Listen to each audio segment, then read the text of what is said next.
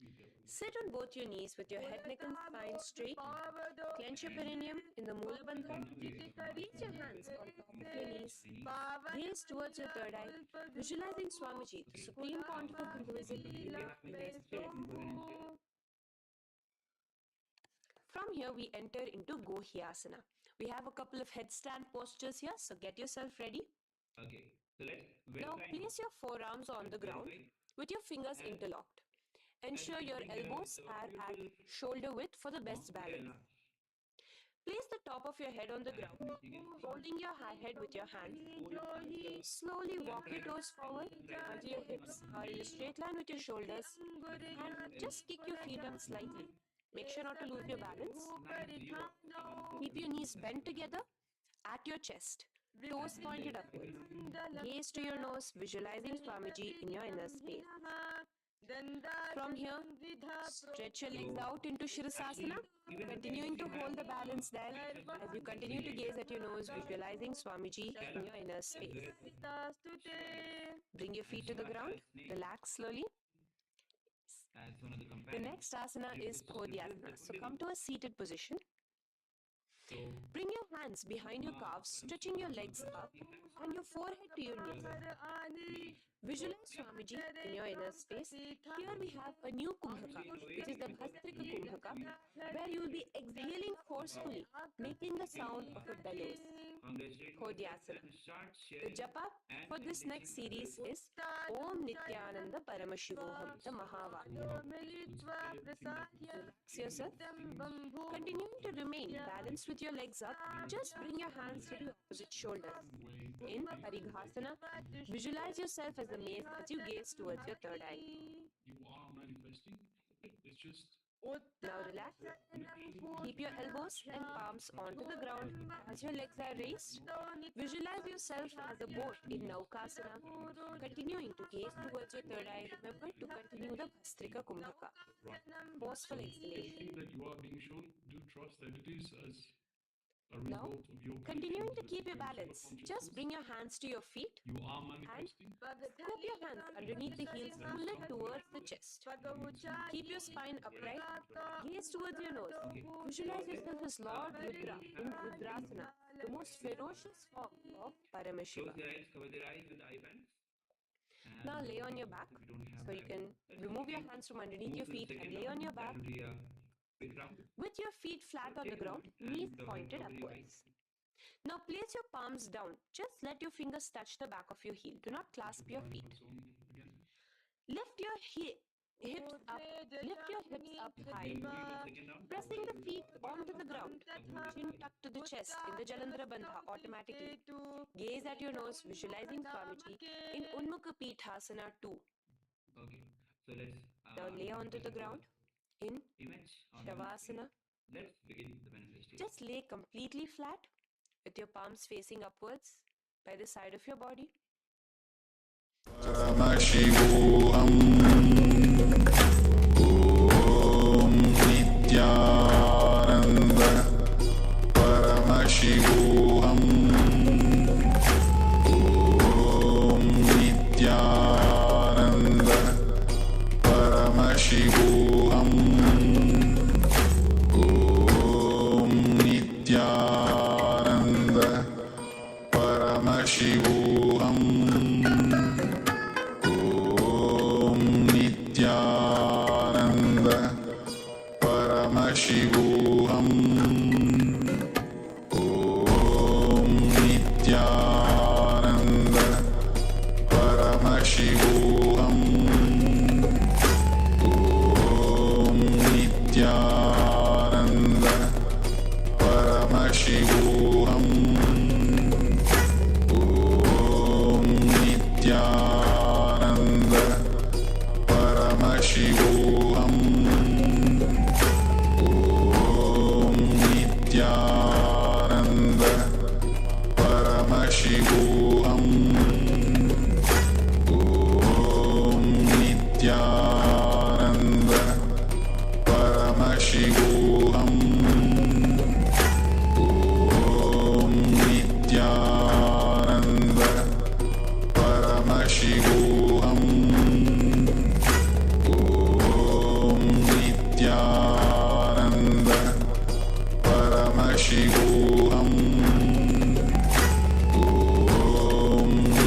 Nityananda Paramashivam Om Nityananda Paramashivam Om Nityananda Paramashivam Om Nityananda Paramashivam Om Nityananda Paramashivam Om Nityananda Paramashivam Om Nityananda Paramashivam Om Nityananda Paramashivam Om Nityananda Paramashivam Om Nityananda Paramashivam Om Nityananda Paramashivam Om Nityananda Paramashivam Om Nityananda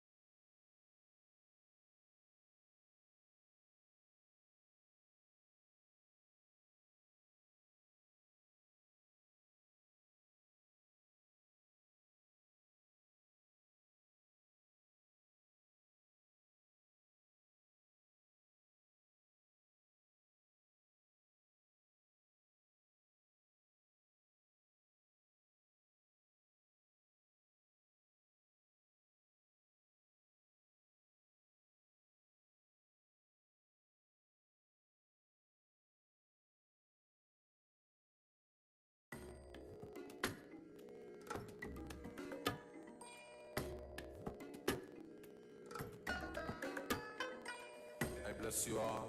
Let you all open all your three eyes and manifest the powers of Mahasadashiva. Om Nitya.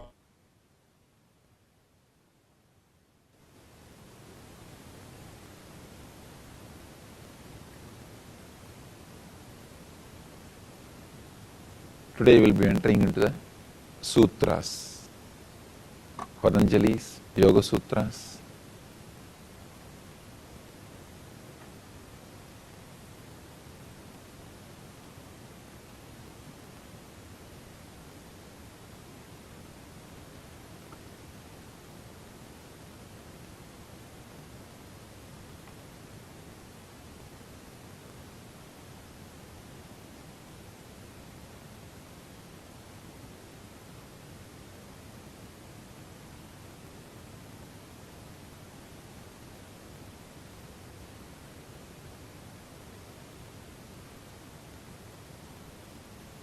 Talking on Yoga Sutras is not only an intense experience for all of you, even for me it is an intense experience. Because this is the one book I have heard and studied directly from a master. So I have spoken on many scriptures, Bhagavad Gita, Brahma Sutra, Upanishads, Shiva Sutras, so many books. But this book I have studied directly from a great master at his feet. So much of beautiful memories, beautiful experiences I heard with him is filling my inner space.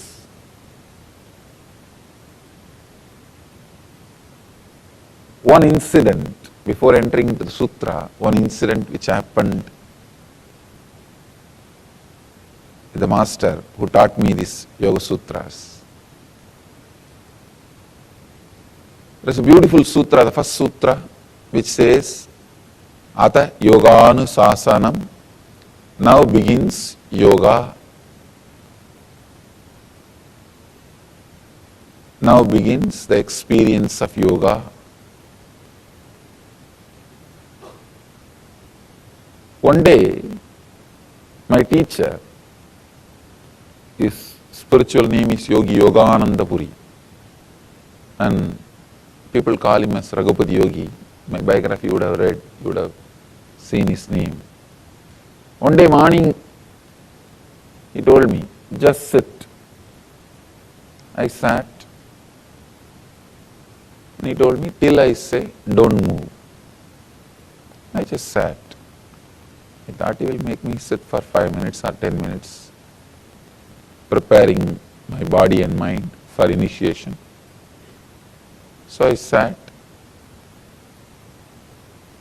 Anyhow, 10 minutes over, half an hour over,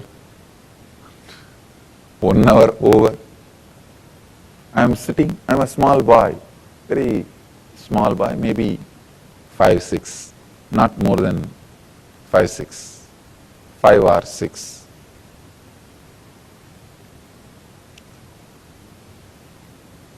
After some time, he just walked out. He went somewhere. And I am sitting there. I am just sitting. Maybe by evening, after 10 hours, he came back and he started the first sutra. This is the first sutra he started. Ada Yoganusasanam. Now, the instruction in yoga starts. Now, the experience of yoga starts. I asked him, what do you mean by this? He says, qualifications. You need certain qualifications to enter into yoga. I asked him, what are the qualifications? He said, don't worry, I already tested you. I have already tested you. From morning till now, I asked you to sit and you just sat. That's a qualification. You don't have to bother about qualification. he started. This word, Ata Yoganu Sasanam, now begins the instruction on yoga. Now,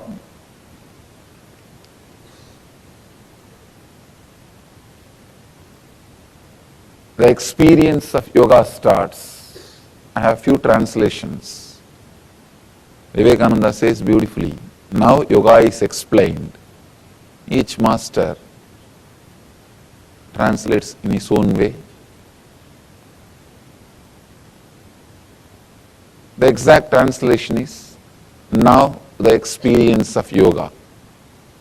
Let us understand this word, because Patanjali wants to make it very clear. Patanjali is the master of this Yoga Sutra. He wants to make it very clear what he is going to teach, to whom he is going to teach, to whom this book is going to work, for whom this science is expressed. With this one word now, he means a lot, many things.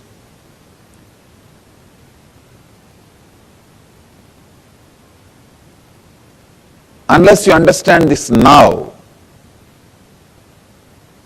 experiencing yoga may not happen. You may have intellectual knowledge, intellectual idea, but experience may not happen. For experience to happen, you need to understand this word now. First thing, you need to come to this moment now. Second thing, yoga is not just an ordinary therapy. You need to understand the depth of yoga science. It is not just to heal your knee pain or back pain. It heals, that is different. That does not mean it is only for some therapy purposes. And yoga is not to help you to escape from poverty. Or it helps you, but it's not just that much. It really transforms your life. When your life is transformed, you escape from everything negative, whether it is poverty or abusive relationships or disease or whatever is negative. You escape from it. You move beyond it. But that does not mean yoga is just for this. Yoga has something more deeper meaning, more deeper experience. Understanding that yoga has a depth is a basic requirement to enter into this experience. There are many different ways the book starts. In India there is one more book called Brahma Sutra, the aphorisms of philosophy, the superconscious philosophy. That book starts with the word Atato Brahma Jignasat, means now let us inquire into Brahman. Now let us inquire into existence. But here, Patanjali is not saying now let us inquire into. No, he says Ata Yoganu Sasanam. Now let us experience yoga. So he takes you for granted. The moment you open this book, he says, I take you for granted, you are a sincere seeker. Let us start the work. I am not interested in wasting your time or wasting my time. He is very straight. He is very straight away using the words. Straight away putting the things across. He is not interested wasting time. Straight away he says, now I think, or now I take you for granted. Now I know you are interested in sincerely experiencing the yoga. Let's enter into yoga.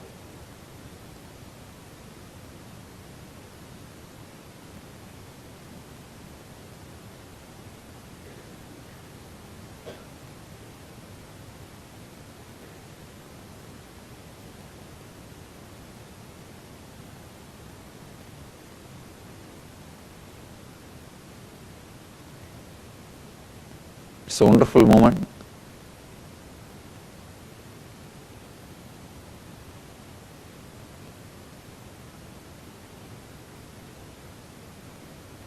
Let's take few moments to remember and respect, revere all the great masters from Sadashiva, Patanjali, and all the great masters who did research and development and expressed this great yoga philosophy. I remember and revere all of them before entering into this great sutras.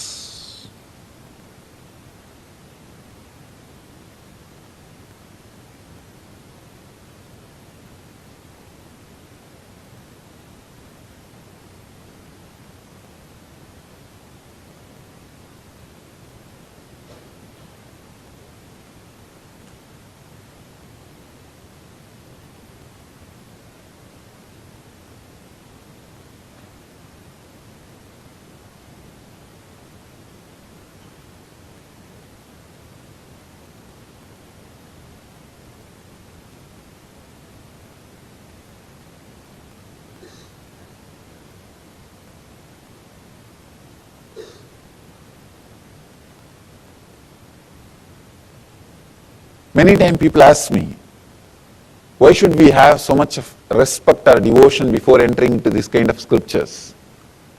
You can enter many ways into this book. You can just enter into this book as a casual reader, or you can enter into this book as a intellectual, with intellectual curiosity. Many ways you can enter. But if you enter with a deep devotion and surrender, every sutra will become a click in you. It will suddenly click. I have seen in my life, with a deep devotion, with a deep respect, if you approach these great aphorisms, these great sutras, suddenly every word clicks inside you.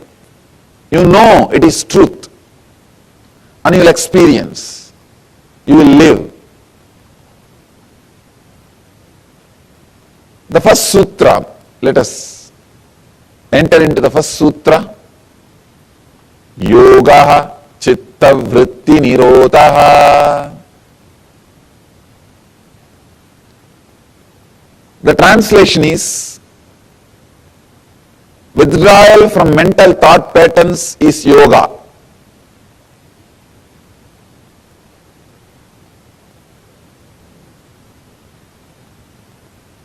Many times, when these truths are expressed, people who come with a deep devotion and respect, suddenly that click happens. I have seen many times, the same truth, same word I will be expressing to different people, but when they come with a deep devotion, suddenly the click happens. Suddenly the connection happens. Even about this word, this sutra, I have spoken to many people in the personal conversation, because this is my favorite sutra. In this one sutra, Patanjali has finished everything. If you understood this one sutra, you don't need to go further. Nothing else is needed. This one is enough. The simple, straight understanding is, mind is not an odd question. I can say this frequently asked question, most frequently asked question, FAQ. Wherever I go, there will be at least 10 people to put this question. I tell them, mind is not a thing to be fought with. Mind is not a thing to suppress it. Mind is not a thing to destroy it. It is an action, you know. It is an action. See, just like you are walking. If you don't want to walk, what do? You just sit. Like you are talking. If you don't want to talk, what do? You just be in silence. Same way, mind is an action. If you don't want, don't do it. That's all.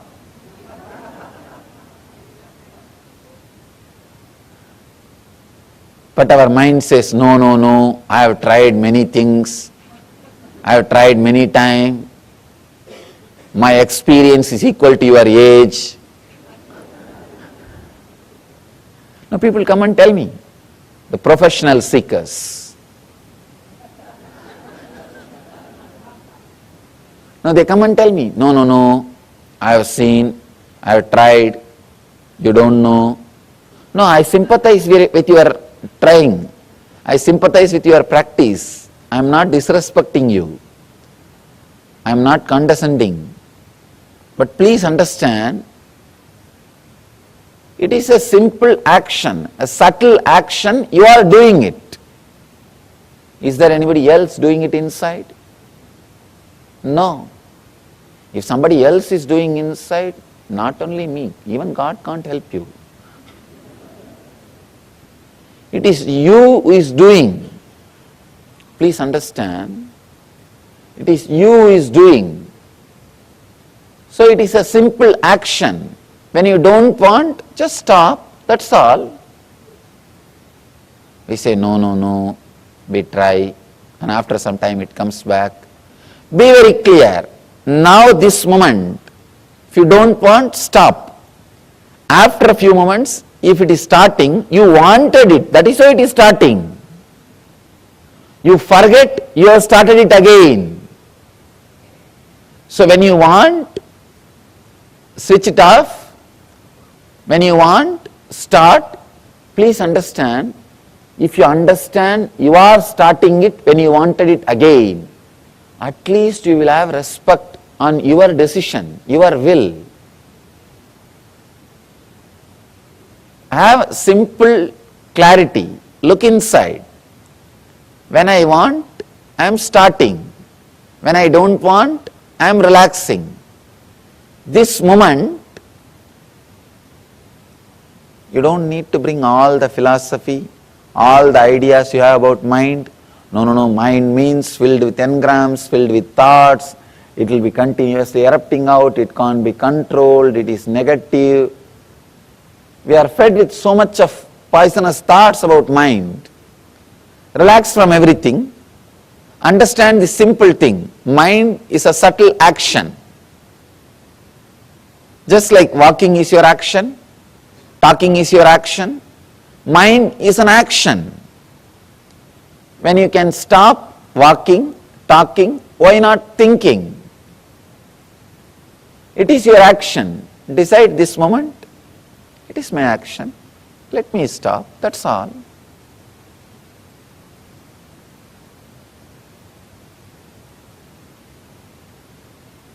Now mind says, no. It is not that simple. I have tried many years. See, even now I am stopping, it is not stopping.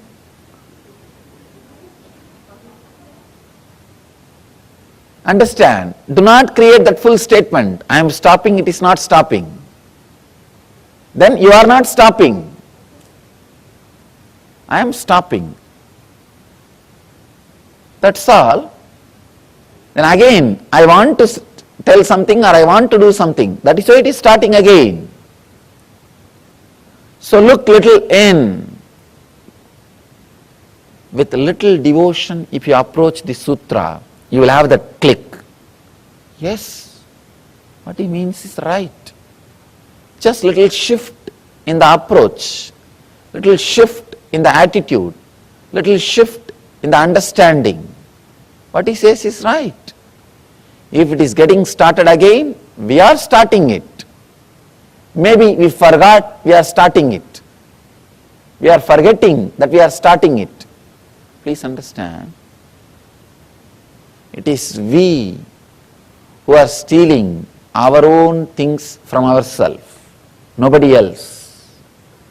Nobody else is stealing anything from us. It is simple we. Let us take the whole responsibility on us. Let us take the whole responsibility on us. If you want, you can think. If you want, you can stop. That is what is essence of this whole yoga. Essence of the whole yoga is only this one sutra. Yogaha chitta vritti nirodhaha. Yoga is cessation of mind. Yoga is withdrawal from mental thought patterns.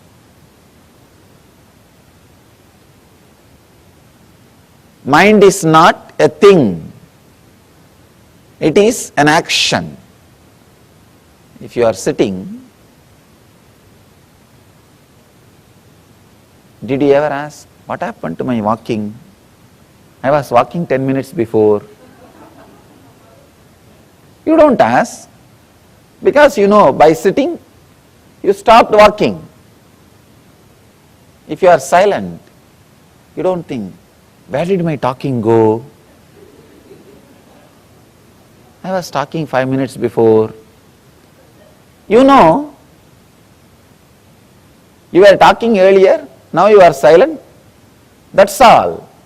The same way, you can use your mind when needed, you can switch it off when not needed, and you can start again when needed. I want you to know an important truth. My master told me beautifully, usually we always understand mind is bigger than brain. That's what we think. My master told me very beautifully, and he gave me a very deep insight. He said, he told me beautifully,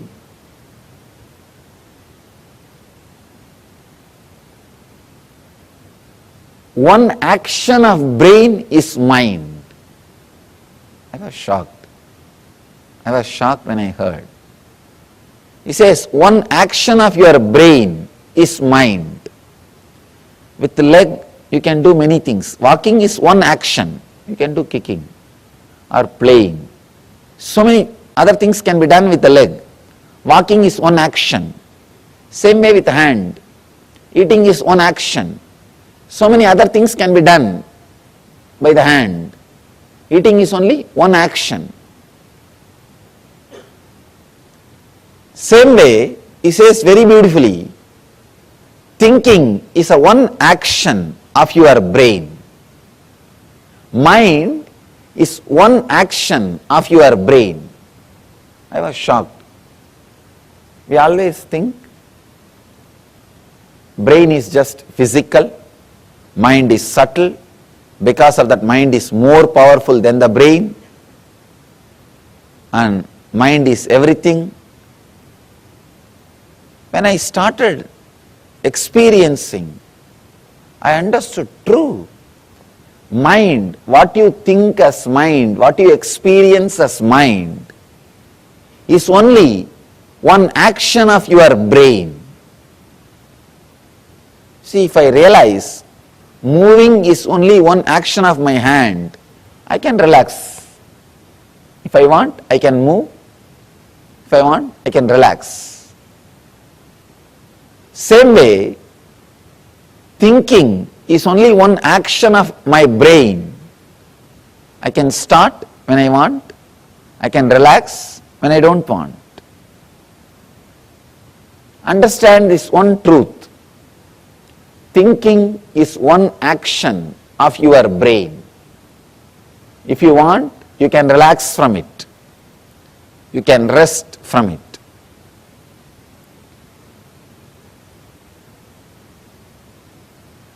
With a deep respect, when I looked into this truth, started analyzing, it is true. It is true.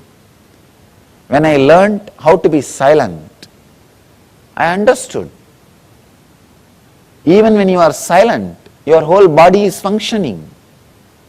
It means mind is only one part of your brain.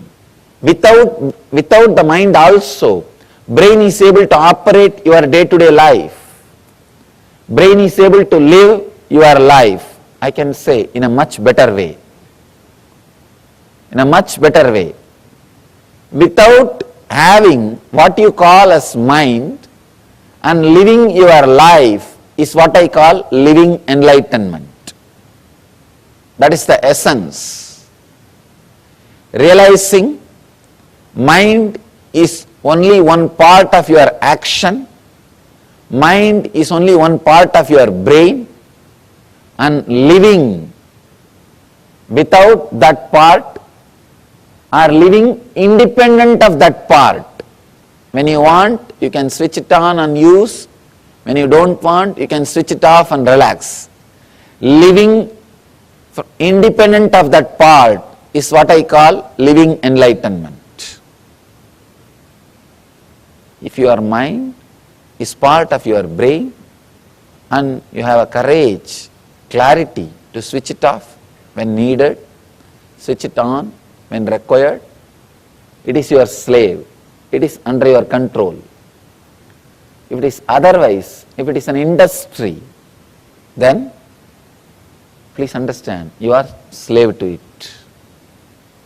These are some of the important truths, I can say essence. Patanjali is not telling stories. He is not giving you anecdotes. He is not giving you jokes. He is not wasting by telling examples. He is very straight.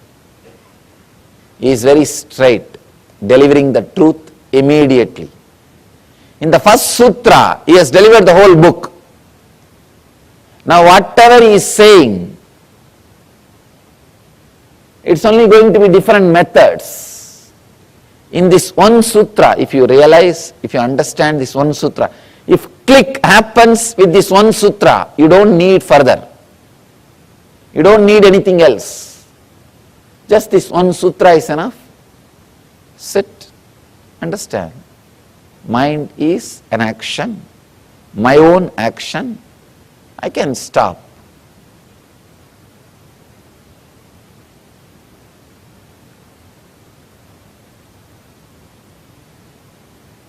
All right, let me start. I think I am done with the whole day. Let me relax. If you can have this awareness, if you can just have this one awareness, nothing else, whenever action is performed, you wanted it. Whenever you want, silence can be created. This one understanding, if it clicks, please understand, if it clicks, you don't need anything further. You are qualified for yoga. These two sutras, first sutra, Ata Yoganusasanam. Now let us enter into the experience of yoga. And second sutra, yoga is cessation of the mind. These two sutras need to be understood. If this second sutra gives you the click, you are qualified for yoga. If you are qualified for yoga, the second sutra will give you the click. If you have objections, no, I don't think it is so easy. I have tried this, I have tried that, I have tried many methods. I know it is not that easy. My mind is filled with negativity. May not be your mind, Swamiji. You are born and brought up in a very spiritual situation. You don't know about my mind. How much of conditioning and problems I had. I had a very abusive childhood. Still I don't understand that word. Sorry to say that. Wherever I go, people say I had abusive childhood. What do you mean by that word?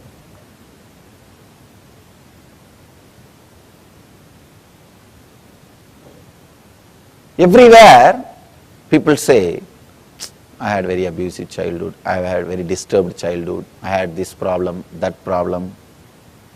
I don't understand. You see, a child takes birth and it grows. Any situation in which it grows can be made into one more complaint. After you grow,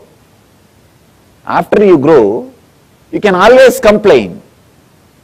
Any situation it can be, you can start complaining. You can accept and enjoy any situation. It is just our idea. It is just our idea. We always think others did not have this problem, only I had this problem. So we create an idea, I had abusive childhood, I had this, I had that, I did not have this when I was young, I did not have that when I was young. Constantly judging, there is no scale. There is no scale. The moment you start putting scale, start putting ideas, start saying, no, this is there, that is there, this was there, that was there. Stopping the mind is not that easy. Then now you need to read further. Now you need to read further. Very rare, devoted beings straight away get the click the moment truth is uttered in its pure form. See, in the world, 33% of the people will have straight away the click when the truth is uttered. Other 33 needs a technique or little convincing. Other 33 will never get it. Now, from my experience, I tell you, I am traveling all over the world. First 33, they need to be told, that's all. They are ready. The deep devotion, with the deep restful awareness, they are ready. They just get it. And something clicks inside them.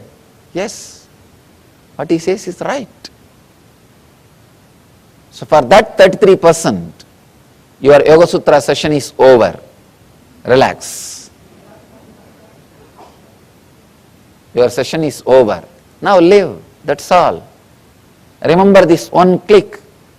Mind is not a thing. It is an action, subtle action. It is your very own subtle action. When you want, you can do it. When you don't want, you can stop it. Mind is one action of your brain. So when you want, you can do it using the brain. When you don't want, you can relax it. That's all. You don't need anything more. If you are second 33, need little convincing, need little logical support, need some techniques, then let's enter into the next sutra. If you are third, I don't know what to do. I don't know what to do. It's an amazing book, very beautifully. Patanjali takes you to the deeper and deeper layers. He's a great master. I can say ultimate master.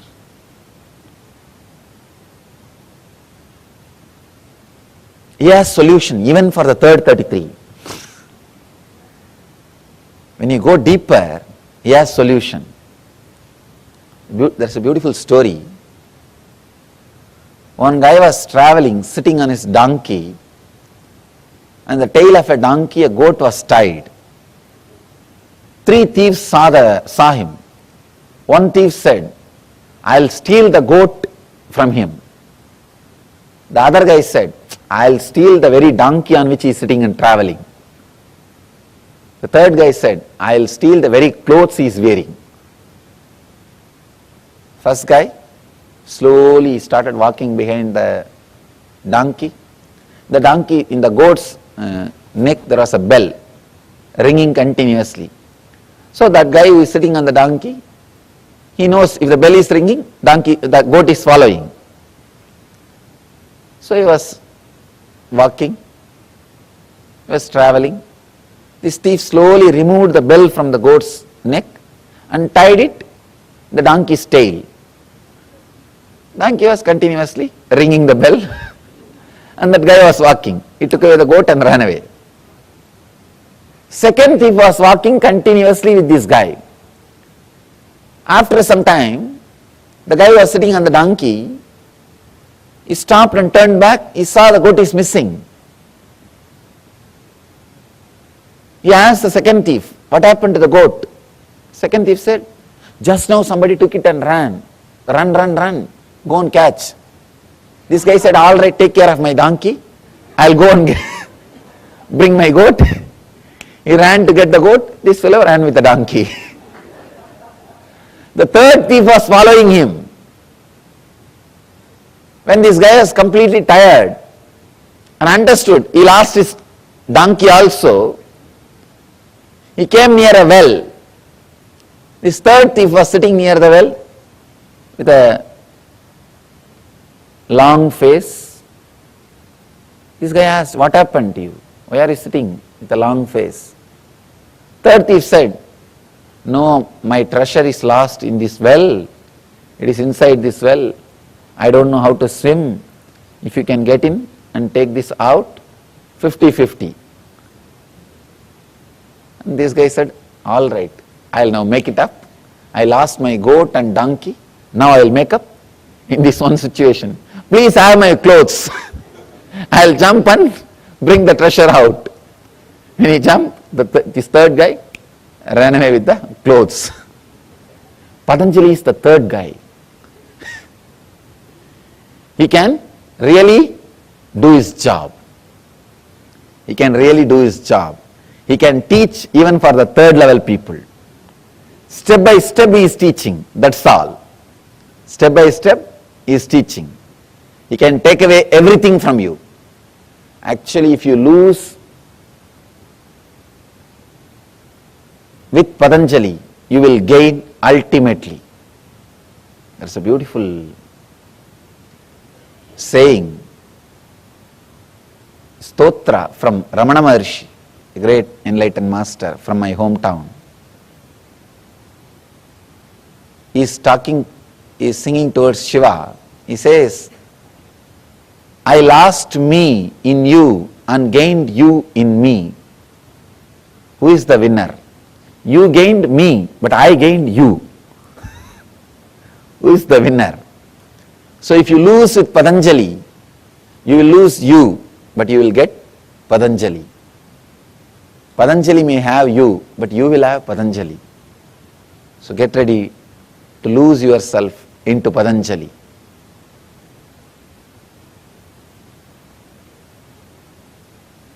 The ultimate master is not just a scholar. He's a great master. Straight away gives you the techniques. I can say this book is Science of Miracles. Manual for miracles. There are some books which creates philosophers. There are some books which creates kings. There are some books which creates business people. This is the book which can create masters who will create religions. This is a book which can create masters who will create religions.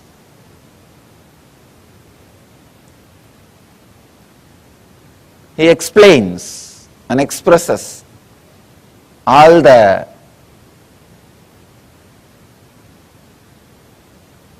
inner science or secrets of the miracles and spiritual experiences. This sutra, withdrawal from mental thought patterns, is yoga. Yogaha chitta vritti nirodhaha, needs to be understood from another dimension. Let me try to explain this, the another dimension.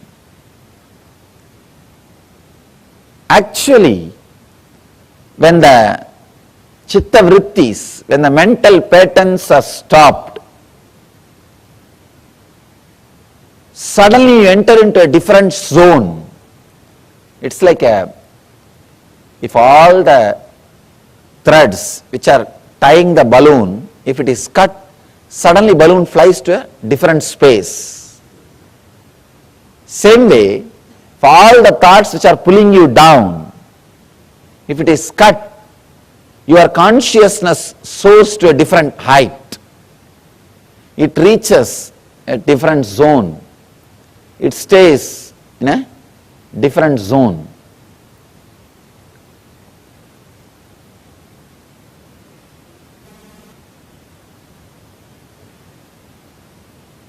When you look through the window, you see the sky. You experience the sky.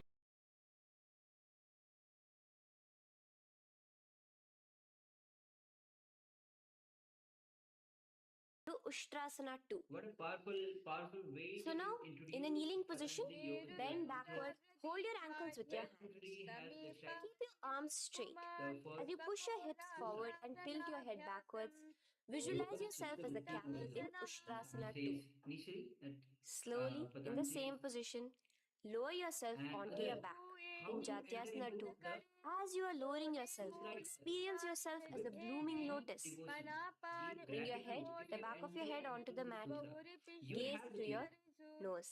You will Now, have let's the move understanding. into The Viratasana. powerful coalition.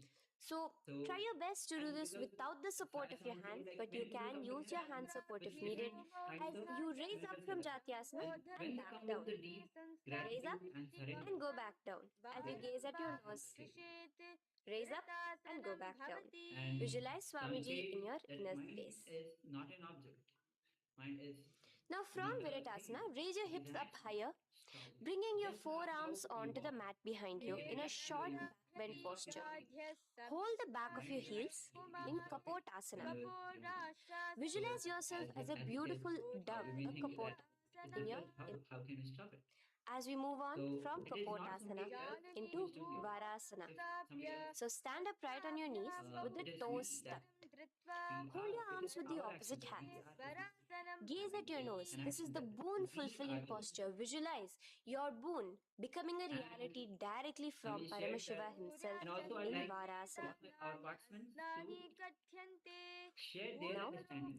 keeping your knees Share together, their toes tucked, understanding of just lean what forward, they bringing your understood head on onto this the mat, Patanjali holding Yoga your Sutra. head with The your first hands. sutra that Swamiji had Visualize explained. yourself as a boar, as the What Varaha powerful avatar things they of got, Bhagavan what Mahavishnu powerful in cognition they Varaha get Asana understood. 2. Please bend down and we can Now, share with just us. kick your legs off the ground as we enter I into can see a few Mundasana. participants that have joined Raise yourself up into a saying headstand posture, can we visualizing stand. yourself as a So lopped please go tree. ahead, all of Gaze you, at your and nose. share your Breathe in and understanding out in the about Sahaja the Kumbhaka. session that Swamiji has been revealed Slowly come about the down now. Relax. first Come to sutra a of kneeling posture. Patanjali, which is Sit on your heels. Bring your head down Yoga beside your Chitta knees, Vritti Yoga. your elbows adjacent to the knees, your hands Withdraw holding your head. mind to Exhale the through your present pattern mouth as you gaze at your yoga. nose, visualizing Swamiji in your inner space Take a in minute, take a Andhasana. moment and share Now, from here, what push yourself powerful off the cognition, mat as you what click come, you got lying from prone on your this belly. session. Let your arms be And extended straight also out. Swami shared like there are three And kinds of together, people lift your that we have. thighs, arms, and chest First are the off the three ground, people. When stretching he your shares body, about this balancing there. Visualize sutra, yourself as a locust in Viparita first Shalabhasana. 70% is actually The next ready, asana is already in the Kapalasana. level of So awareness. slowly lower yourself They back just to the want to ground. listen.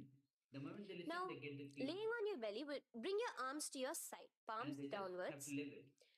Keep your forehead The on the next ground 33 and can your be chest on little the mat. convincing, Only lift logical your legs understanding, up into the air. Only your legs and are the lifting up. purport Visualize yourself as a in the skull. sense he is giving You with are a you. mind with purified thoughts, a strong will to 33% attain enlightenment in Swami said, I don't know Kapalasana. what to do.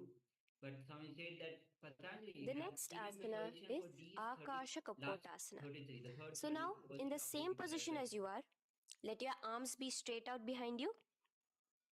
As you kick your legs Yes. up and So with this, over now your we'll head, be entering bring your into feet slowly to the mat in a front of small you. game, a small Push yourself, balance understanding. there. Visualize yourself as a free and open flying dove in You Akasha need to Kapotasana. understand that the inner space is continuously being replaced Bring your legs with back the out other problems. So as you lay mind flat is on the mat. not a thing. It is a Now push continuous yourself onto your action knees. that is going on and on. Place your forearms on the ground and your chest down such that your navel is touching your So knees. Be sturdy, visualizing yourself as a sparrow in let's Chatakasana. understand. Let's enter into this a small The next transition asana is type. Vrishchikasana You can 2. take it as a game as well. So your forearms are on Let the mind ground. relax. Now The slowly first raise to your thing, toes and kick your legs understanding off those the mat. problems are neither Slowly permanent lowering your legs nor to your head. impermanent. Visualize yourself as a Yes, it is a scorpion very as you powerful balance in statement. Let's Vrishchikasana 2. understand. I'll read it again. Let's cognize. Slowly Release yourself, coming Your back to the problems ground are neither permanent as we enter nor into impermanent. Vrishasana. Your understanding about the problem Sit down on top of your right heel not and let your present. left foot remain outside of Just the hip, imagine the the problems ankle to that the you side. are thinking in the morning, Place your hands on the mat, every morning, visualizing yourself since you as a bull and in contemplating Vrishasana. will leave your Now, inner space. bring both your knees underneath you, sit on both your heels, So your cross your idea left about leg love over top of the right or your idea about lightly, pain, and your idea about in peace, Lolasana, push idea yourself about the off the freedom, ground. your Your knees idea are about off the worry, ground. You're just balancing your on your idea about hand above disease, the mat. Visualize and various Swamiji kinds of in your inner idea space. that you carry. All these Lower are down now. just the floating ideas. Bring the left They're foot floating. now This is outside. There are Bring no the right foot clear out instructions and to sit on your left heel follow now. permanently. As They're we do floating Vrishasana ideas. on the other side, Mind is visualize yourself as a bull. it just continuously takes place. From here, let us get into a very powerful asana, So Balagunasana. understand the key. So The first place key your that left you need toes to on the understand, ground, the sit first on the truth, heel of your left foot. your problems are not Place the with right you, foot flat with the whether knees they are raised towards your permanent chest. or impermanent. Maintain your palms on the If you think respective they're knees. permanent, Be upright. they're not. Visualize Bala Gunahai, Sorry, one of if the you think they 84 are impermanent, siddhas in they your are inner not space impermanent. in If you think Bala they are Gunasana. permanent, they're not permanent either. Your Now ideas come to about a the squatting problems are not position. yours. Let your feet be So flat let's now as you concentrate bring your on elbows under your thighs facets and calves, wrapping it around your shins. These bring Hold down on to your these ankles from the outside in at Grahasana, least 5 instances visualizing of yourself your as life an where entire there is planet. a problem that you forgot. Now, you Turned can out to unwrap be yourself a as you sit on top of the opposite heel less in than important Balagunasana problem. on the other side. Yes. Maintain your palms So on the with respective this point knees. we are Visualize first Balagunahai, one of the 84 and siddhas pick in your inner this five space. instance from your own life. Look into your life, contemplate Now, when sit upon both the toes with the heels up and knees off the mat, knees pointing forward. actually you had some important Now, problems which keep you your had hands to downwards on the manage, which respective you knees. are Keep your there in spine front of you. upright as you visualize Swamiji in your inner space in You just Utkatasana. had a simple problem and that big problem got replaced The by next asana is small Vajra problem. Sanghārāsana. Just spread your So knees out wide let's in take Utkatasana. a minute, Spread your knees out wide. a few minutes Clasp the to elbows think about behind that your back. and Visualize start Swamiji writing down in your inner space in Vajra Sanghārāsana 2. from your life. The next asana is Anilasana. Let's continue. Are Now, you playing the Mahavakya? sit with your feet hip Take few width minutes apart. and Bring your hands bend down. under the soles of your feet from inside. Nityanand परमशिवोऽहम् ॐ नित्यानन्द परमशिवोऽहम् ॐ नित्यानन्द परमशिवोऽहम् ॐ नित्यानन्द परमशिवोऽहम् ॐ नित्यानन्द परमशिवोऽहम् ॐ नित्यानन्द परमशिवोऽहम् ॐ नित्यानन्द परमशिवोऽहम् ॐ नित्यानन्द परमशिवोऽहम्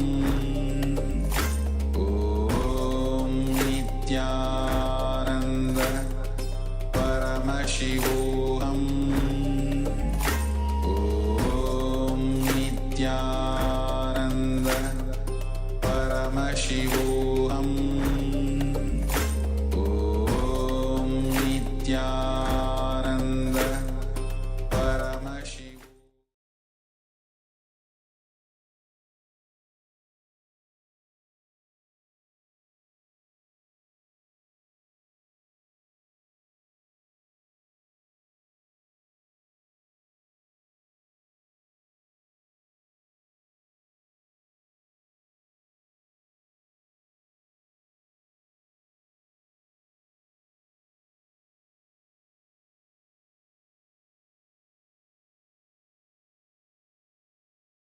look into your life. So yes. So sorry, we muted. So keep continuing. Pen down all the 5 incidents where you thought, wow, such a big problem. You had so much of struggle and trouble with this big problem. And suddenly some small problem came and the big problem became, you just forgot your big problem. Take few minutes. So identify situations where the small problems have taken over your mind and you've got lost in the details of the small problems and completely forgot about the big problems. So look into your life, into incidents where you had big problems, but suddenly you got lost into the details of all the small, insignificant little problems and completely forgot about the big problem. So take a couple of minutes.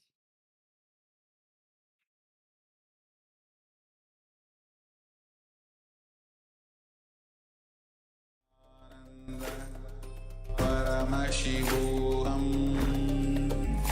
Om Nityananda Paramashivam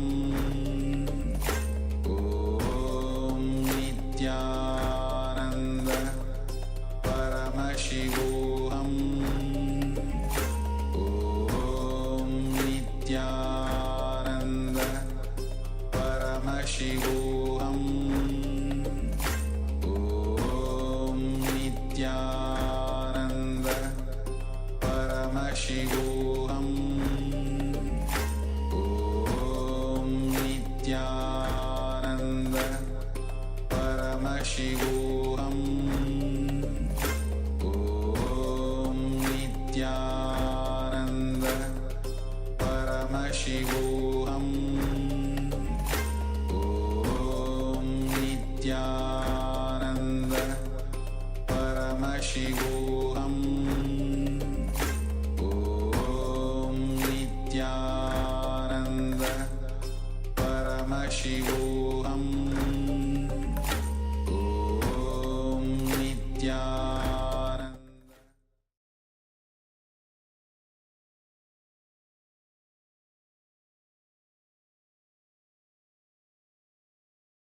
So now, all the incidents that you have written down, look into these incidents and analyze how you got caught in these small things and totally forgot about the big things that is happening in the life. Many times it happens. You had the big vision, you had the big picture in a life. But when the small thing comes up, you get caught by these small things and you got engaged, you'll get lost with these small things and you totally forget about the big happenings in the life. So the key here is how. Understand how you actually got caught in the small things and forgot about the big things. So concentrate on that, look inside, internalize, identify what happened, how you got to that situation. Okay, so let's take another few minutes and pen down. Om Nityananda Paramashivam Om Nityananda Paramashivam Om Nityananda Paramashivam Om Nityananda Paramashivam Om Nityananda Paramashivam Om Nityananda Paramashivam Om Nityananda Paramashivam Om Nityananda Paramashivam Om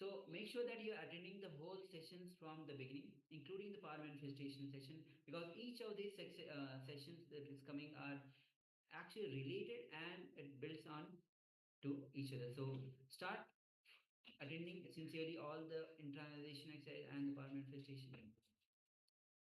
Then the next session will be a succession of these segments. So now with this we'll be moving on to the power manifestation round. And today we'll be manifesting the power of third eye solutions, basically asking a question or the solutions for the answers which you want to know from your third eye. So basically close your eyes, put your awareness into your third eye and have the question that you want, the solution which you want. Put your solution that you want into your third eye. So I request everyone to please sit in a seated, comfortable position with your neck, head and spine in a straight line. Connect to the Supreme Pontiff of Hinduism through your third eye and chant the Mahavakya internally. So remember to put the question just gently in the third eye. Don't tense, don't put too much concentration. Just relax into the third eye and put your question in there and connect to the Supreme Pontiff of Hinduism and ask for a solution to the question. Yes. Start chanting Mahavakya to experience the super conscious energy of the Supreme Body of Hinduism which is working on you. In completion, oneness to experience the state, space and being of Paramashiva. So let's begin. I'll be playing the oneness capsule. To connect deeply, so that you can entangle with the Supreme Body of Hinduism. So let's begin.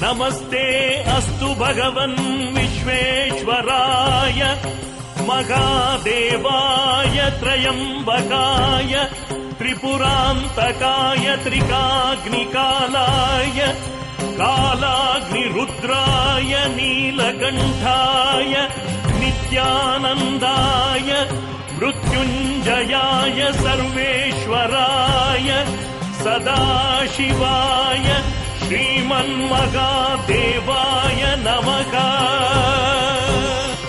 श्रीमन्महादेवाय नमः। श्रीमन्महादेवाय नमः।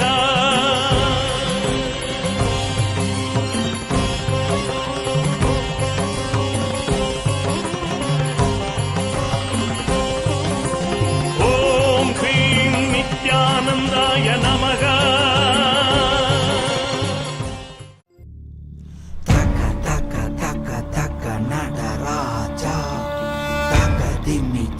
Junu Nadaraja Talang Takadimi Nadaraja Dom Dom Takadimi Nadaraja Taka Taka Taka Taka Nadaraja Takadimi Taka Junu Nadaraja Talang Takadimi Nadaraja Dom Dom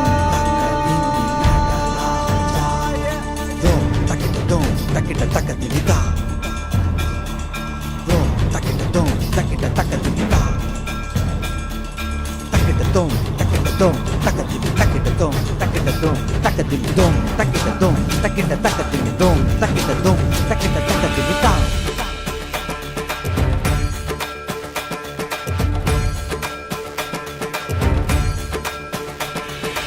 ஆடுகின்றான் அவன் கூத்தனாக திருப்பாதம் தூக்கி மறையோதுகின்றான் பிறை சூடி அந்தணரின் பாடலுக்கு தினம் ஆடுகின்றான் அவன் கூத்தனாக திருப்பாதம் தூக்கி மறையோதுகின்றான் பிறை சூடி அந்தணரின் பாடலுக்கு என்று இயலிசை நாடகமாய் முத்தமிழ் இயற்றிய நாயகனே தகதிமி தாளமொடு இல்லையில் ஆடிடும் தாண்டவனே இன்மைக்கும் ஈரேழு பிறவிக்கும் துயர் நீக்க பிறந்தோடி வருகின்ற யமயாலும் நடராஜா வயமாகி மயமாகி வலியாகி ஒலியாகி சித்தத்துள் முக்தி தர நித்யனாய் வந்தவா நமச்சிவாய வாழ்க வாழ்க நாதன் தாழ் வாழ்க வாழ்க இமை பொழுதும் என் நெஞ்சில் நீங்காதான் தாழ் வாழ்க நமசிவாய வாழ்க வாழ்க நாதன் தாழ் வாழ்க வாழ்க இமை பொழுதும் என் நெஞ்சில் நீங்காதான் தாழ் வாழ்க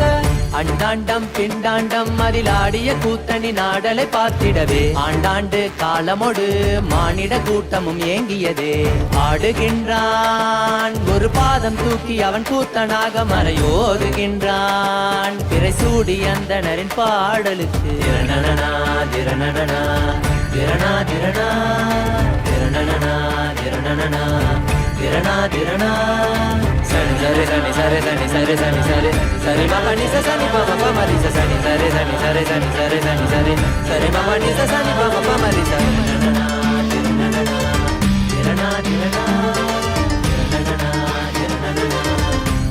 திரணா tajom takida takadimi tajom takida takadimi tajom takida takadimi tajom takida takadimi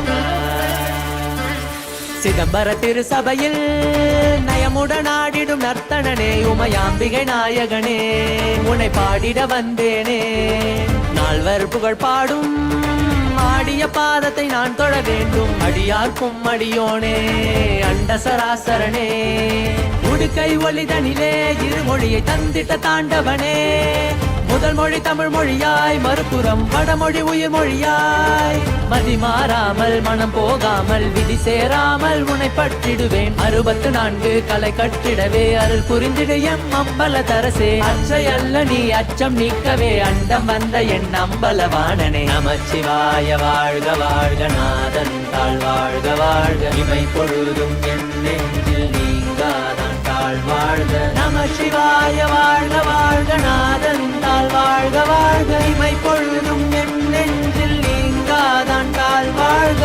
ஆடுகின்றான் அவன் கூத்தனாக திருப்பாதம் தூக்கி மறையோதுகின்றான். பிறைசூடி அந்தணரின் பாடலுக்கு தினம் ஆடுகின்றான். ஒரு பாதம் தூக்கி அவன் கூத்தனாக மறையோதுகின்றான். பிறைசூடி அந்தணரின் பாடலுக்கு இயலிசை நாடகமாய் முத்தமிழ் இயற்றிய நாயகனே.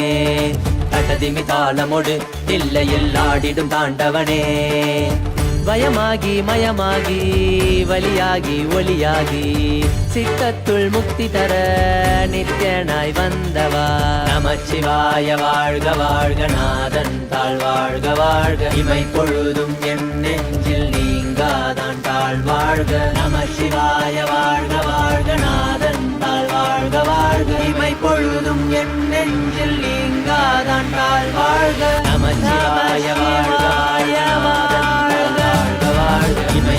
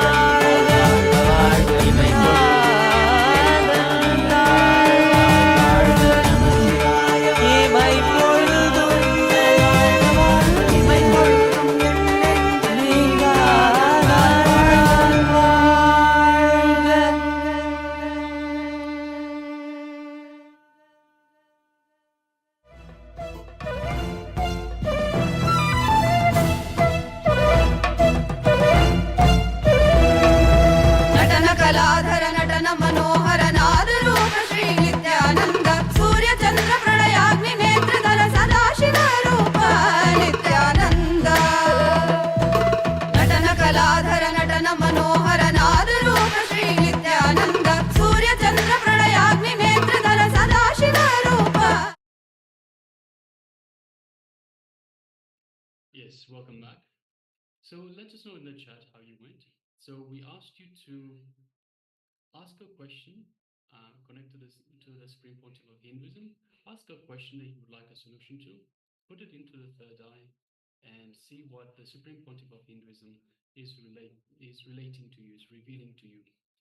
So please let us know in the chat how you went. Take a few moments.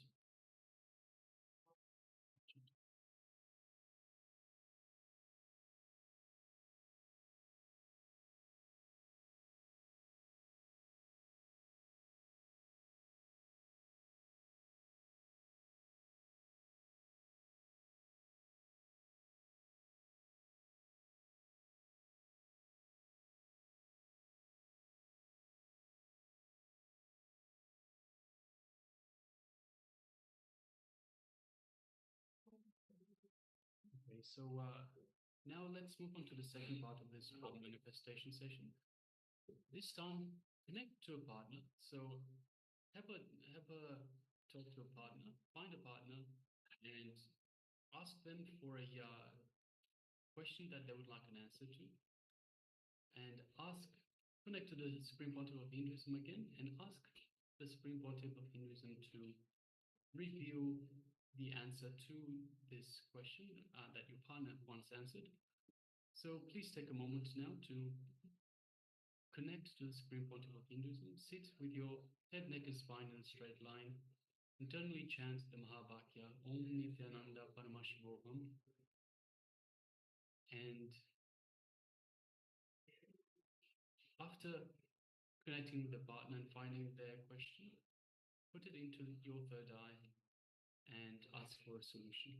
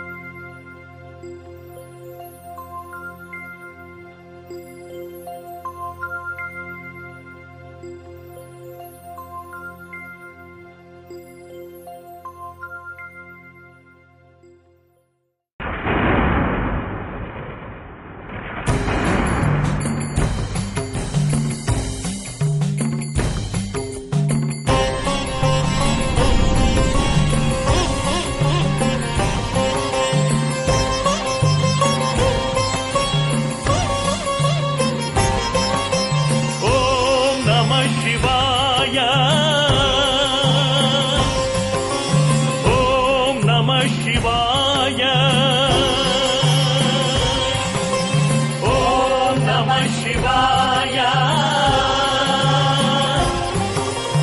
Om Namah Shivaya.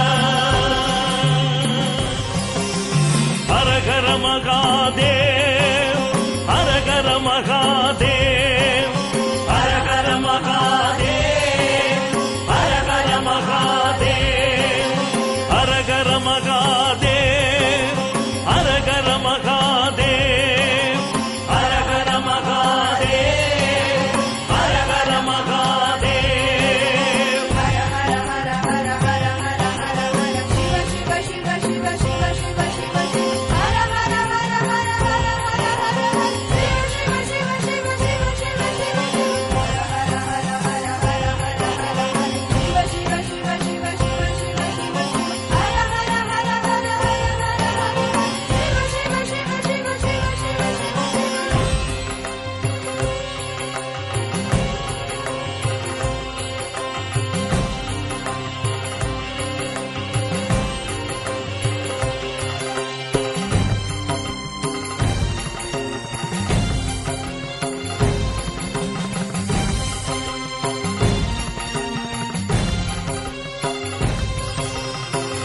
नमस्ते अस्तु भगवन् विश्वेश्वराय महादेवाय त्रयम्बकाय त्रिपुरान्तकाय त्रिकाग्निकालाय कालाग्निरुद्राय नीलकण्ठाय नित्यानन्दाय मृत्युञ्जयाय सर्वेश्वराय सदाशिवाय श्रीमन्महादेवाय नमः। श्रीमन्महादेवाय नमः। श्रीमन्महादेवाय नमः।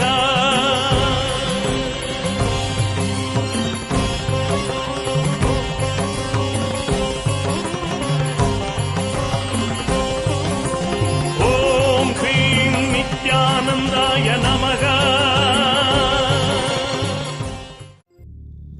Taka taka taka taka nada raja. Taka dimi taka junu nada raja. Talang taka dimi nada raja. Dom dom taka dimi nada raja. Taka taka taka taka nada raja. Taka dimi taka junu nada raja. Talang taka dimi nada raja. Dom dom taka dimi nada raja. Dom takita taka dimita. Dom takita taka dimita. Takita dom taka dimi taka dimi dom takita taka dimi dom takita taka dimi dom takita taka dimita.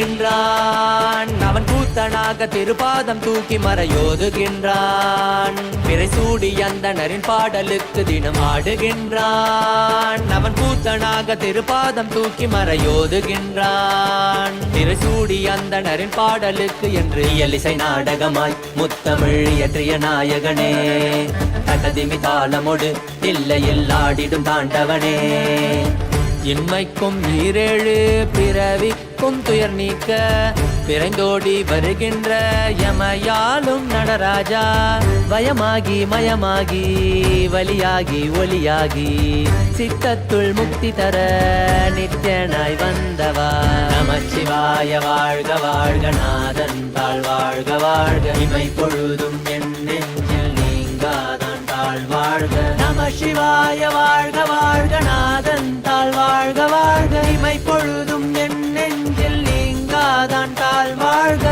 அண்டாண்டம் பிண்டாண்டம் அதில் ஆடிய கூத்தணி நாடலை பார்த்திடவே ஆண்டாண்டு காலமொடு மானிட கூட்டமும் ஏங்கியதே ஆடுகின்றான் ஒரு பாதம் தூக்கி அவன் கூத்தனாக மறையோதுகின்றான் பிறை சூடி அந்தணரின் பாடலுக்கு திரணனா திரணனா திரணா திரணா திரணனா திரணனா धिरणा सनि सरे सनि सरे सनि सरे सनि सरे सरे मम नि स सनि पम पम रि स सनि सरे सनि सरे सनि सरे सनि सरे सरे मम नि स सनि पम पम रि स धिरणा धिरणा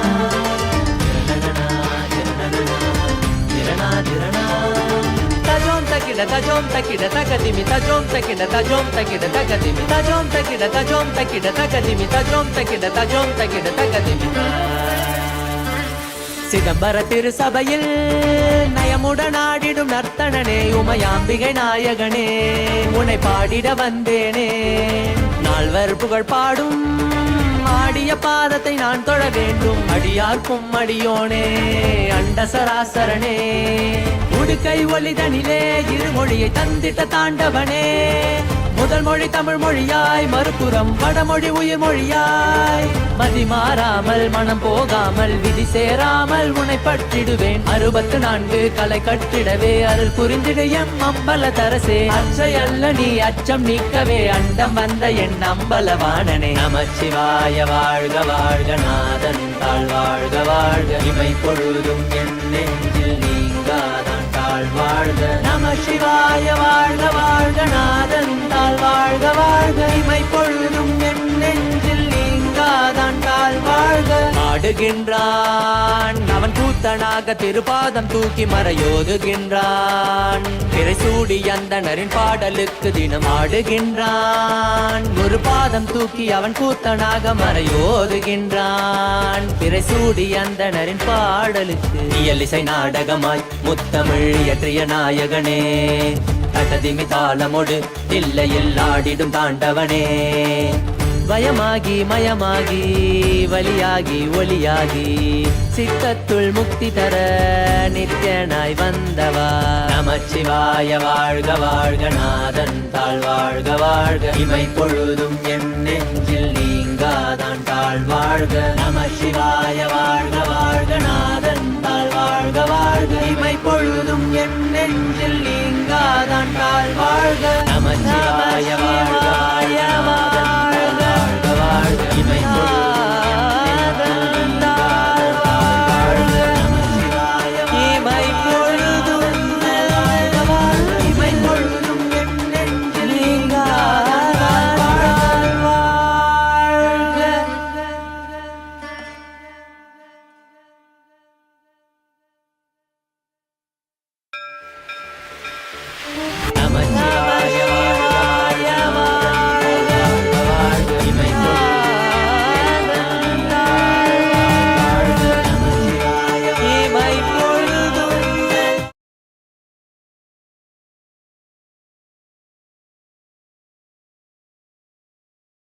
Yes, welcome back.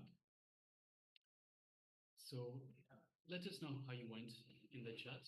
So we asked you to connect to the Supreme Pontiff of Hinduism and ask a question, put a question that your partner wants answered. Place the question in the third eye and ask Swamiji, the Supreme Pontiff of Hinduism, to give you the answer, the solution to this question. Please let us know in the chat how you went. Take a few moments.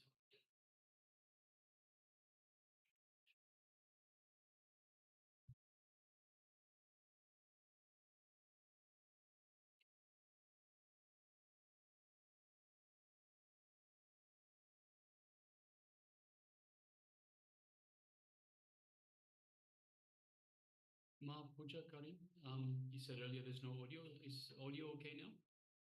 Are we audible? Can you hear? Sound okay?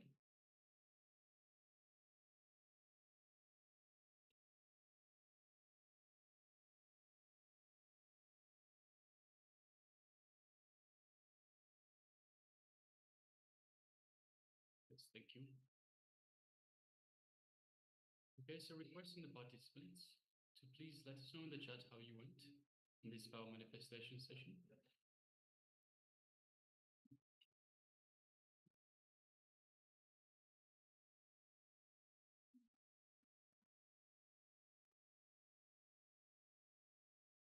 Okay, next we'll be moving on to another beautiful session with the Supreme Pontiff of Hinduism called Conscious Access to Superconscious Happening.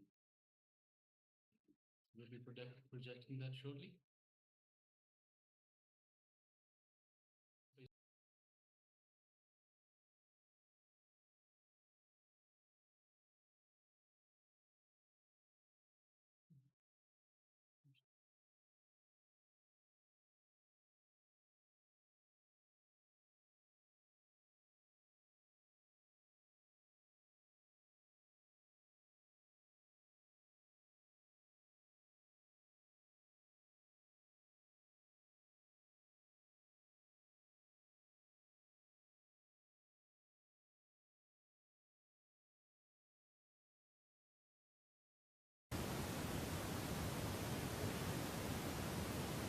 When you look through the window, you see the sky. You experience the sky. But sky itself can't be reduced to the size of window. Same way, when the thoughts disappear, you experience the ultimate truth. But the truth itself can't be reduced to one idea of not having thoughts. Please understand. When you don't have thoughts, you will experience truth. But the truth cannot be defined with this one quality of not having thoughts. Not having thoughts may be one of the qualities of truth, but that itself is not ultimate. Chitta vritti nirodha, not having thoughts leads to the yoga. That itself is not yoga. I want you to understand. Sometimes not having thoughts, people understand, not having thoughts itself is a yoga. Then in the deep sleep you don't have a thoughts, but that is not yoga. In the deep sleep you don't have thoughts, but that is not yoga.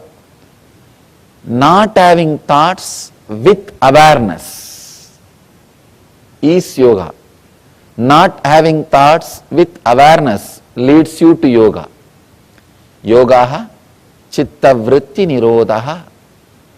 The different formations taken by the mind, if it is not happening, then yoga is happening inside you. Yoga is happening inside you. Yogaha chitta vritti nirodhaha. The next sutra throws more light on this one truth.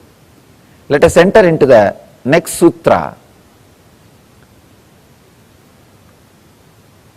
Tada drashtuhu swarupeva sthanam.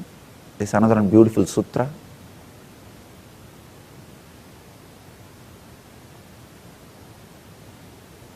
Let me give you the translation. The earlier sutra says withdrawal from mental thought patterns is yoga.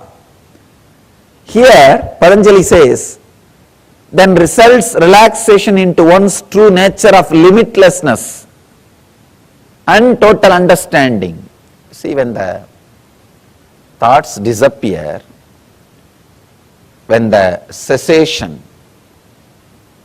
happens, when the chitta vrittis are no more, when the thoughts are no more, when the mental actions are no more, he says it results relaxation into one's own true nature. That is what I am saying. In a way, even your deep sleep is a pattern of your mind. Anything you can go in and come out is pattern. Anything you can experience is pattern. Please understand.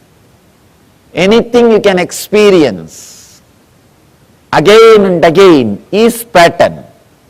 If you understand with this definition, even your sleep is a pattern. Even your sleep is a pattern. You go in and come out, go in and come out. It is a pattern.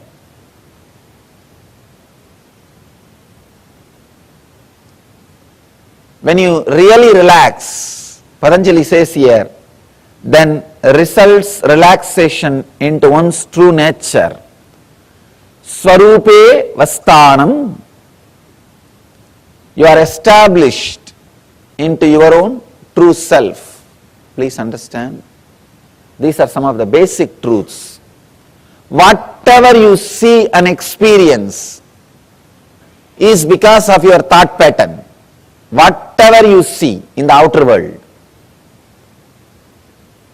whether it is your health, body, mind, world, relationships, everything is because of your thought pattern.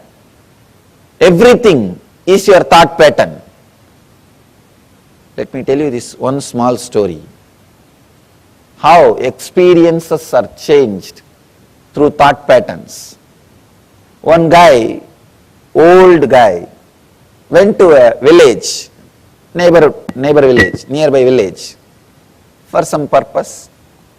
When he came back, from the distance he saw his house is on fire. He started rolling on the ground and started crying. In India there is a special way of crying.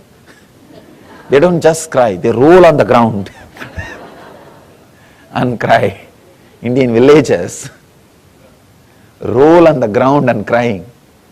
He started rolling on the ground and crying. He had 3 sons. One son came to him and said, "Father, don't worry. Don't you remember yesterday we sold that house?" This guy suddenly stood up, wiped the tears. "Oh, yes. I remember." He is completely relaxed.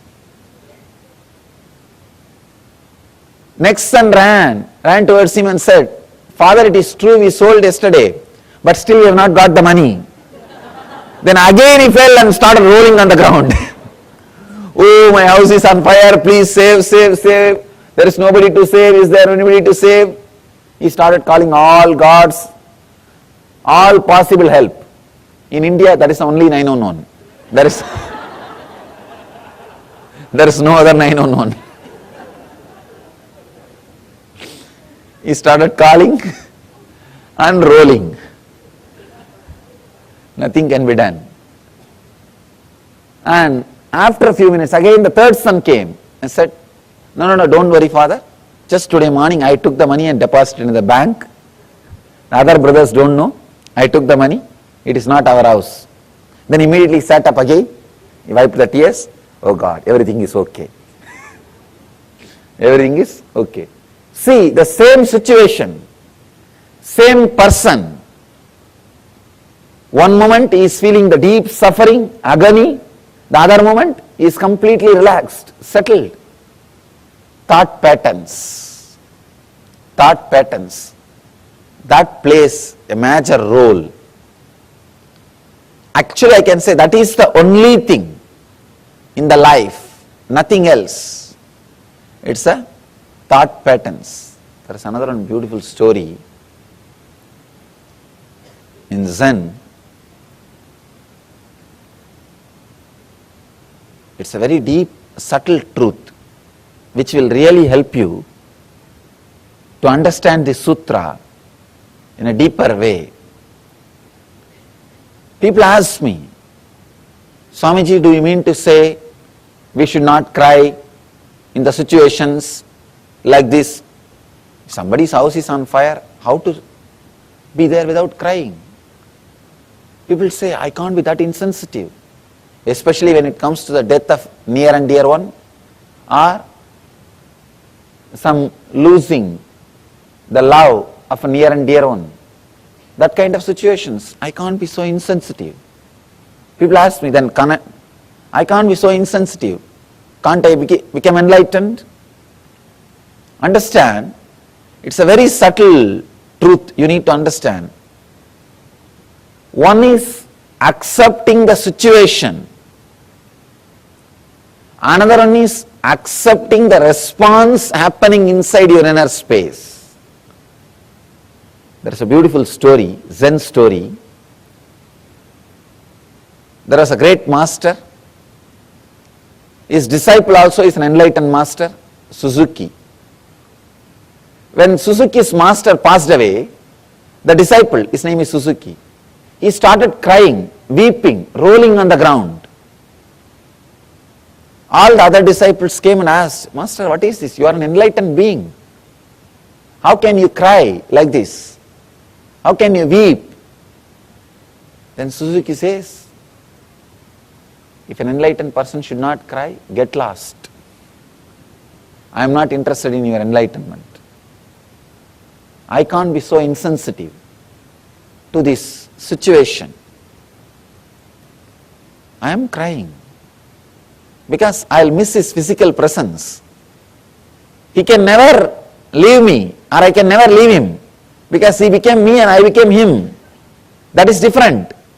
But physically I'll miss him.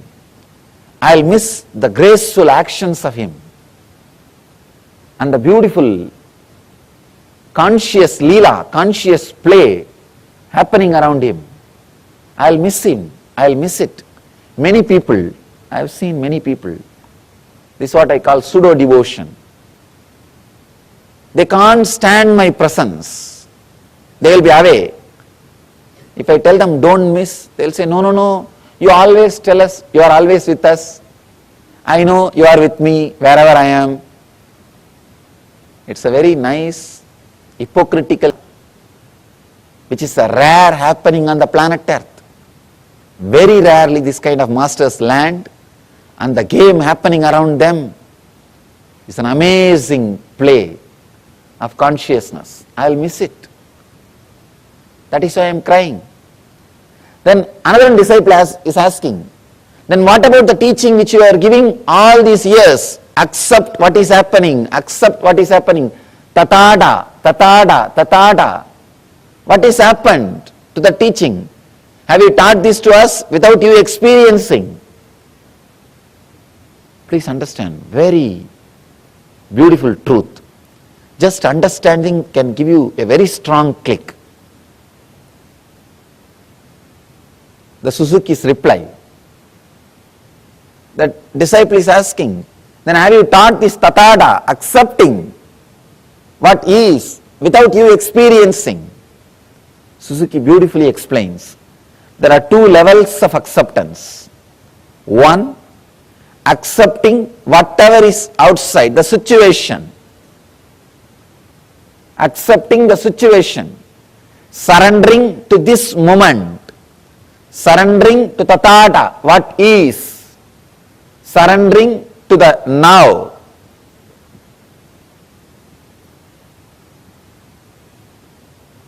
When surrendering to the now happens, that does not mean you will be insensitive. You will be insensitive.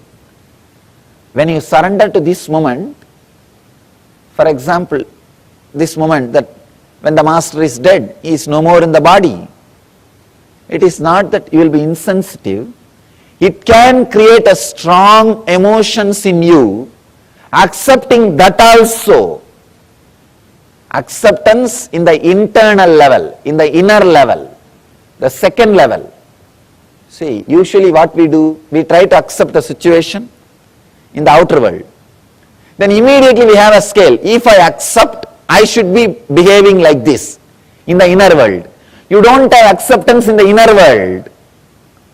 You have a scale. If I accept this situation, I should be peaceful, collective, calm, restful.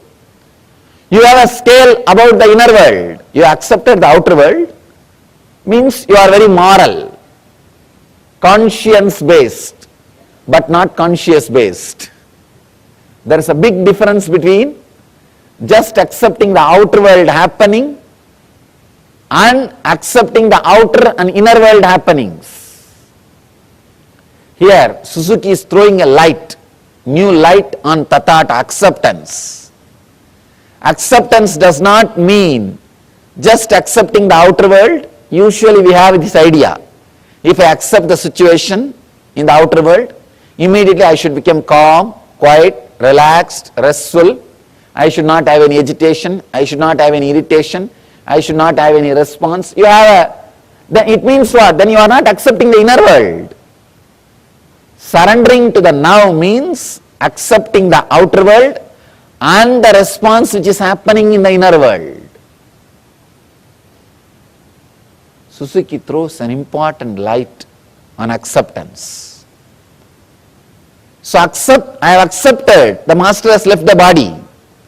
Same way I accepted the response which is happening in me, that pain, that suffering, that separation. I accepted that also. This is the complete acceptance. Complete acceptance. Here, that is what Patanjali describes. Yogaha chitta vritti nirodhaha. When completely you accept, when there is no chitta vritti, when there is no action, actually when you have the both acceptance, suddenly you will see you are established in your swarupa, in your nature. We all know only one acceptance. We say, I accept the situation as it is. But you have a strong idea. If you accept the situation, how you should behave, how your mental state should be, there you miss acceptance. There you are not accepting. You should accept in both levels. I accept the outer world situation, and I accept what is the response of that outer world situation in my inner situation, inner space. I accept both the space. I accept externally and internally. Then suddenly you will see, you will be unclutched. You will be unclutched. You will be in that space of swarupa, your nature, your own nature. When you are accepting only the outer world and unable to accept what is happening in the inner world, you cannot be in nature. You cannot be established in your nature. If you have to be established in your nature, both acceptance need to happen. One is the acceptance of the situation and accepting the response happening inside you. Only then the chitta vritti nirodha happens, means cessation of the mind happens. Only then the thought patterns disappear. The thought patterns disappear. Only then you are established in swarupa. He says, then results in relaxation into one's true nature of limitlessness and total understanding. Both levels of acceptance. Just external acceptance is very easy because you have to accept. You have to accept. And external acceptance is taught as a moral value from the beginning to all of us. And moreover, external acceptance is from the beginning told to us. We try to imitate. We try to live that. We try to do that. But internal acceptance is not needed. Not only that, you can hide it. Externally, if you don't accept, everybody will know. But internally, if you don't accept, nobody will know. Just accepting externally and playing the game is a beautiful ego game. You can post to everybody, see how cool I am, how calm I am, how integrated I am. People start playing game even in all these levels. People start accepting things or trying to pose silence or peaceful, restful awareness just to pose others, just to tell others how cool they are, how calm they are, how restful they are. They try to play game even in this level. But when you accept internally also, suddenly the unclutching happens. So, it's a very beautiful sutra,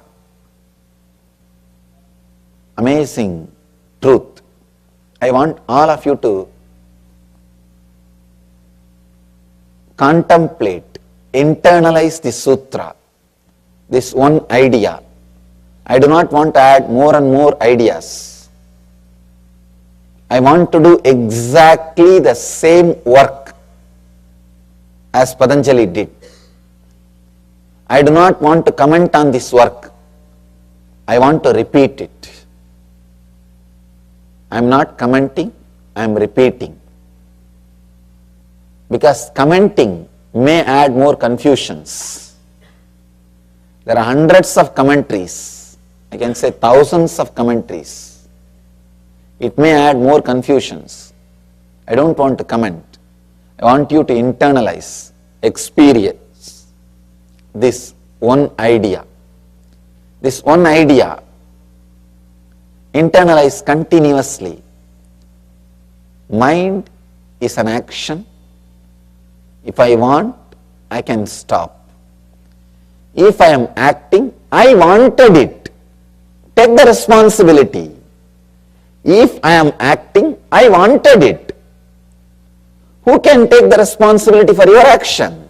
Only you. If you are walking, you want it. If you are talking, you want it. If you are minding, you want it. If you are thinking, you want it. So let the shift happen in your consciousness. If you are thinking, you want it. If you are talking, you want it. If you are sitting, you want it. So let you understand this one truth. Take the responsibility on your shoulder.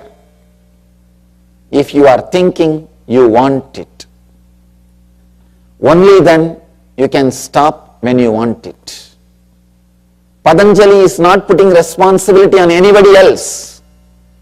In this whole 199 sutras, he speaks only in one sutra about God. That also is not describing the nature of God. Where is he residing? How is he going? How is he sitting? How is he traveling? No. He says, Ishvara pranidhanani. Let us surrender everything unto the God. It is on spiritual quality. He is not even bothered about God. He is bothered about the surrendering, that quality. He is not talking anywhere else about anything. He says, you can use God as a tool to surrender, that's all. As a tool to surrender. As an object to surrender. That's all. He takes the complete responsibility.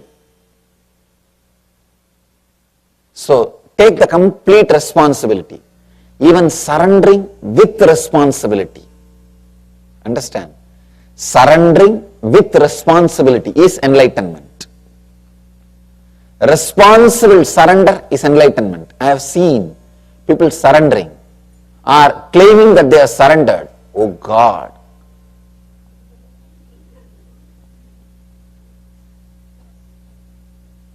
Even if you are caught by your enemies, you will not be tortured that much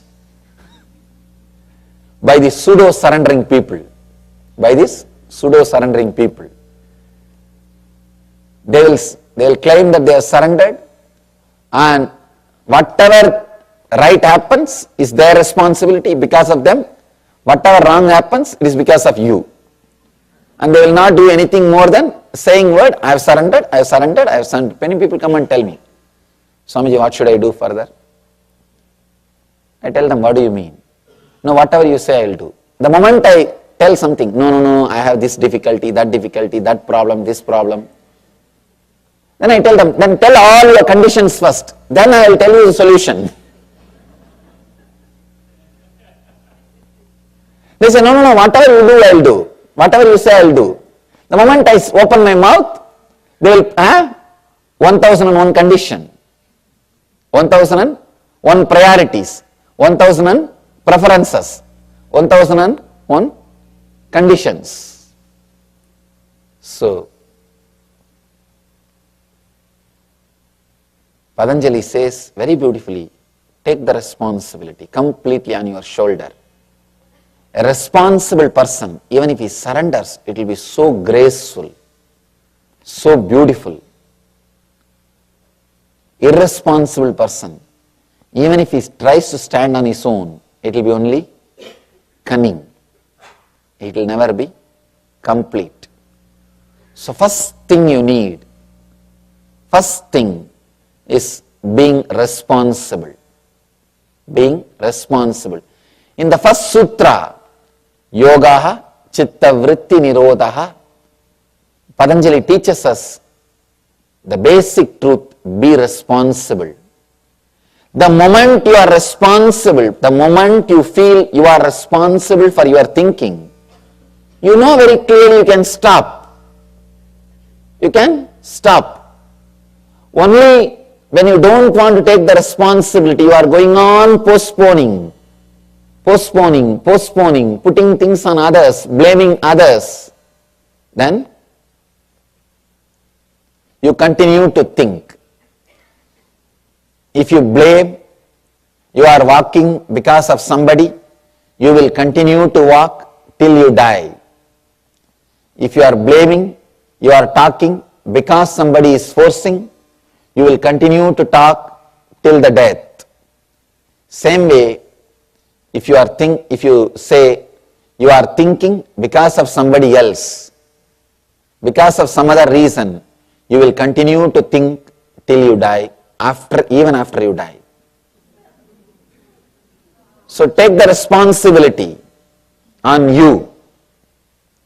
Understand, the truth is you are responsible. Truth is you are responsible. So let you understand you are responsible. Then suddenly you will realize you can stop. You can stop. The essence of this whole sutra, Yogaha Chitta Vritti Nirodhaha, is take the responsibility of your subtle action, which I call mind. When you take the responsibility, you know how to stop thinking, how to stop all kinds of expression. You see, mind is not only thinking, there are so many other patterns. Regulation, channeling, mastery, integration, coordination, stilling, quieting, setting aside of the modification, gross and subtle thought patterns, all these things put together. All these things put together is what Patanjali calls Chitta Vritti Nirodhaha, means cessation of mind. Able to play with it, able to do what you want, like a circus, a gymnasium, able to do whatever you want with your mind, or completely rest without it, is what he calls Yogaha. Nirodha not only means controlling or dropping, it means regulation, channeling, mastery, integration, coordination, stilling, quieting, setting aside of all the modifications of the mind.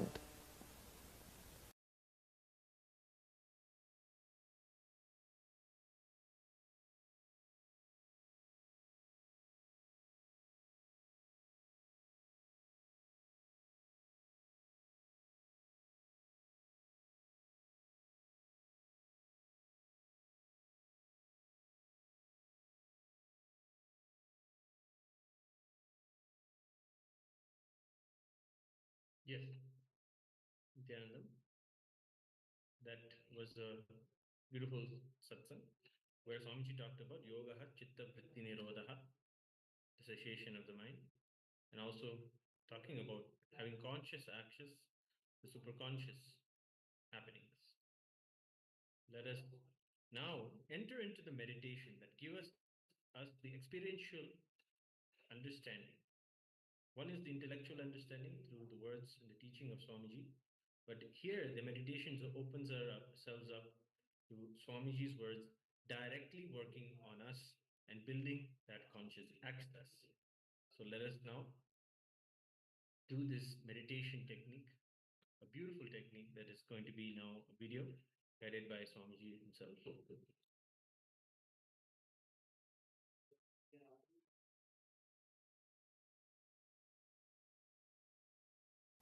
Let's enter into the first meditation of Yoga Sutra. First meditation of Yoga Sutra is simply be in samadhi, that's all. Now decide, I am moving my hand, I can stop. I am talking, I can stop. I am thinking, I can stop. Just sit with this one truth, with this one sutra. If you are thinking further, be very clear, you are thinking. Perfectly all right, thinking is not wrong. I am not saying thinking is wrong. I am saying thinking that you want to stop but you are thinking is wrong. Thinking is not wrong. Thinking you want to stop but you are unable to stop is wrong. So, close your eyes.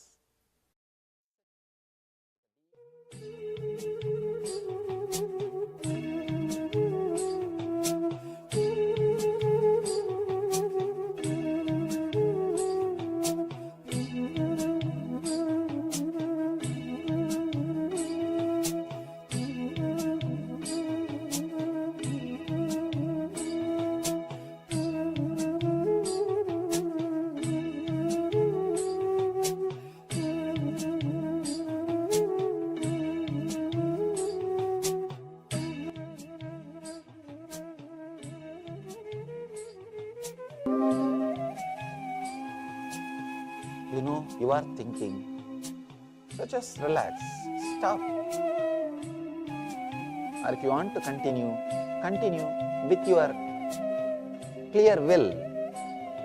If you are thinking, at least be very clear, you are thinking. Close your eyes.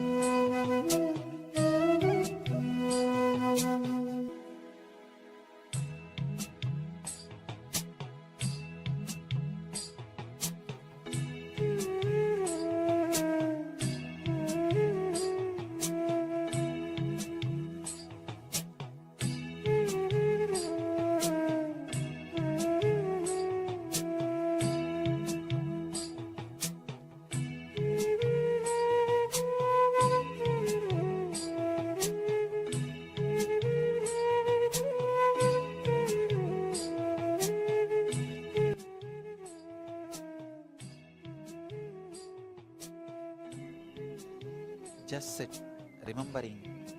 You can stop thinking if you want to. If you are thinking, at least remember you are thinking. Just sit with this simple truth. You neither need to stop nor need to think. If you want to, if you want to think, think. If you want to stop, stop. It's up to you. But be responsible for what you are doing. Remember, you are doing it. Just with this one truth, sit. Sit with closed eyes. With this one truth, let it be internalized.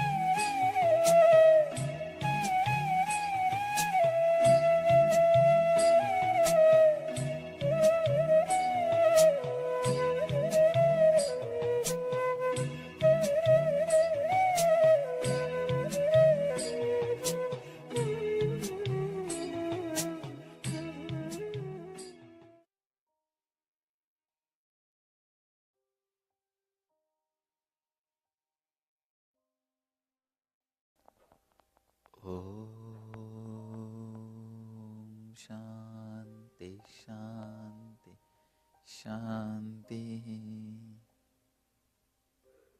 Internalize this one truth. Internalize this one truth very strongly, continuously. Internalize this one truth. You will start living enlightenment. Let you all achieve and radiate the eternal bliss, Nithyananda.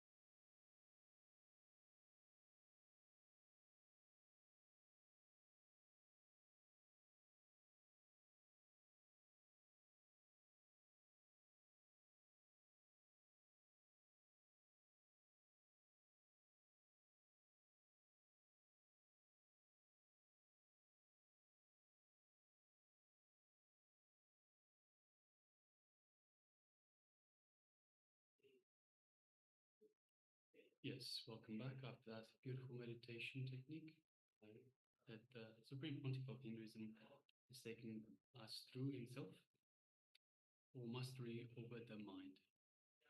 So next we'll be going back to the power manifestation session.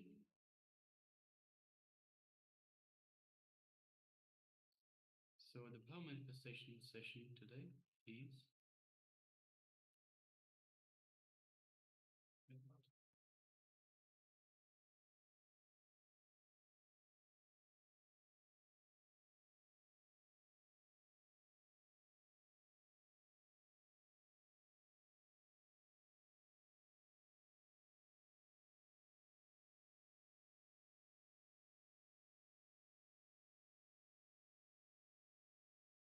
sorry for the technical glitch.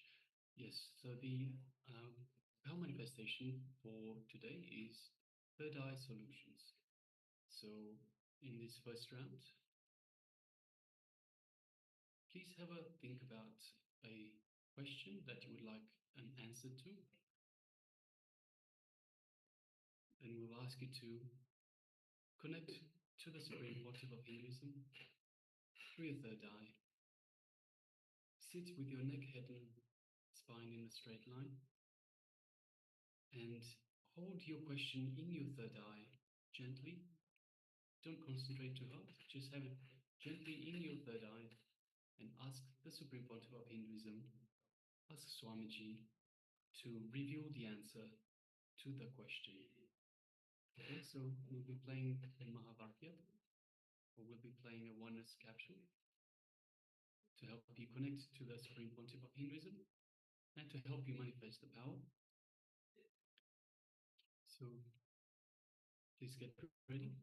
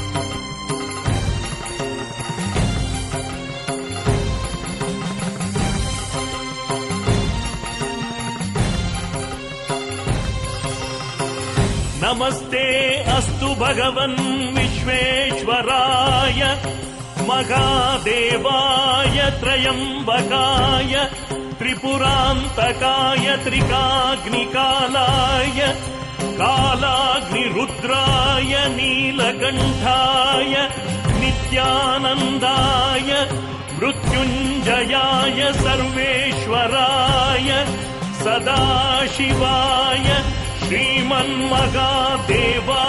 नमः। श्रीमन्महादेवाय नमः। श्रीमन्महादेवाय नमः।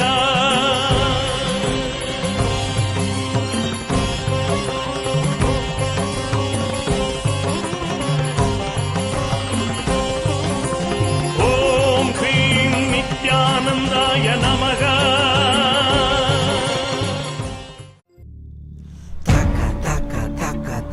நடராஜா தக்க திம்மி தக்க ஜுனு நடராஜா தலாங்கு தக்க திம்மி நடராஜா தோம் தோம் தக்க திம்மி நடராஜா தக்க தக்க தக்க தக்க நடராஜா தக்க திம்மி தக்க ஜுனு நடராஜா தலாங்கு தக்க திம்மி Nataraja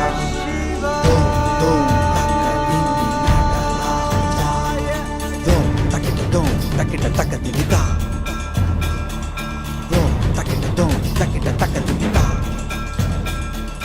takita takita takadili takita takita takadili takita takita takadili takita takita takadilita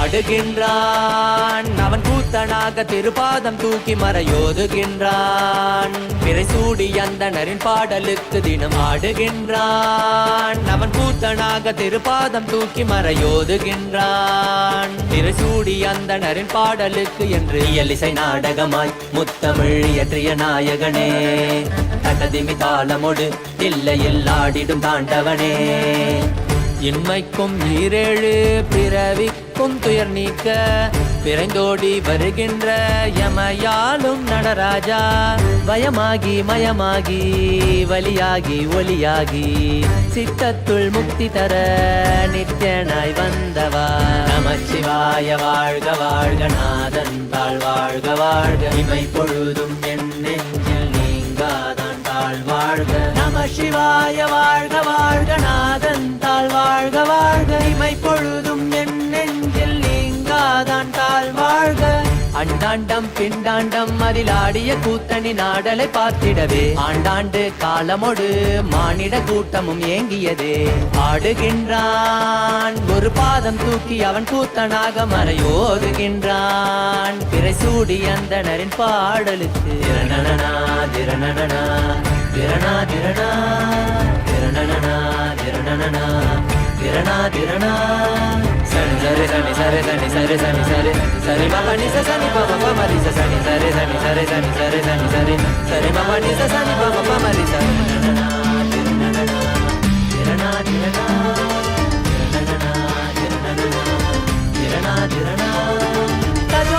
tajom takida takadimi tajom takida takadimi tajom takida takadimi tajom takida takadimi சிதம்பர திரு சபையில் நயமுடன் ஆடிடும் நர்த்தனனே உமையாம்பிகை நாயகனே உன்னை பாடிட வந்தேனே நால்வர் புகழ் பாடும் ஆடிய பாதத்தை நான் தொழ வேண்டும் அடியார்க்கும் அடியோனே அண்ட சராசரனே உடுக்கை ஒளிதனிலே இருமொழியை தந்திட்ட தாண்டவனே முதல் மொழி தமிழ் மொழியாய் மறுபுறம் வடமொழி உயிர் மொழியாய் மதி மாறாமல் மனம் போகாமல் விதி சேராமல் உன்னை பற்றிடுவேன் 64 கலை கட்டிடவே அருள் புரிந்திடு எம் அம்பல தரசே அச்சை அல்ல நீ அச்சம் நீக்கவே அண்டம் வந்த என் அம்பலவாணனே நமச்சிவாய வாழ்க வாழ்க நாதன் தாழ் வாழ்க வாழ்க இமை பொழுதும் என் நெஞ்சில் நீங்காதான் தாழ் வாழ்க நம சிவாய வாழ்க வாழ்க நாதன் தாழ் வாழ்க வாழ்க இமை பொழுதும் என் நெஞ்சில் நீங்காதான் தாழ் வாழ்க ஆடுகின்றான். அவன் கூத்தனாக திருப்பாதம் தூக்கி மறையோதுகின்றான். பிறை சூடி அந்தணரின் பாடலுக்கு தினம் ஆடுகின்றான். ஒரு பாதம் தூக்கி அவன் கூத்தனாக மறையோதுகின்றான். பிறை சூடி அந்தணரின் பாடலுக்கு இயலிசை நாடகமாய் முத்தமிழ் இயற்றிய நாயகனே, தகதிமி தாளமொடு தில்லையில் ஆடிடும் தாண்டவனே. பயமாகி மயமாகி வலியாகி ஒளியாகி சித்தத்துள் முக்தி தர நித்யனாய் வந்தவா. நமச்சிவாய வாழ்க வாழ்க, நாதன் தாழ் வாழ்க வாழ்க, இமை பொழுதும் என் நெஞ்சில் நீங்காதான் தாழ் வாழ்க. நமச்சிவாய வாழ்க வாழ்க, நாதன் தாழ் வாழ்க வாழ்க, இமை பொழுதும் என் நெஞ்சில் நீங்காதான் தாழ் வாழ்க. நமச்சிவாய வாழ்க வாழ்க, இமை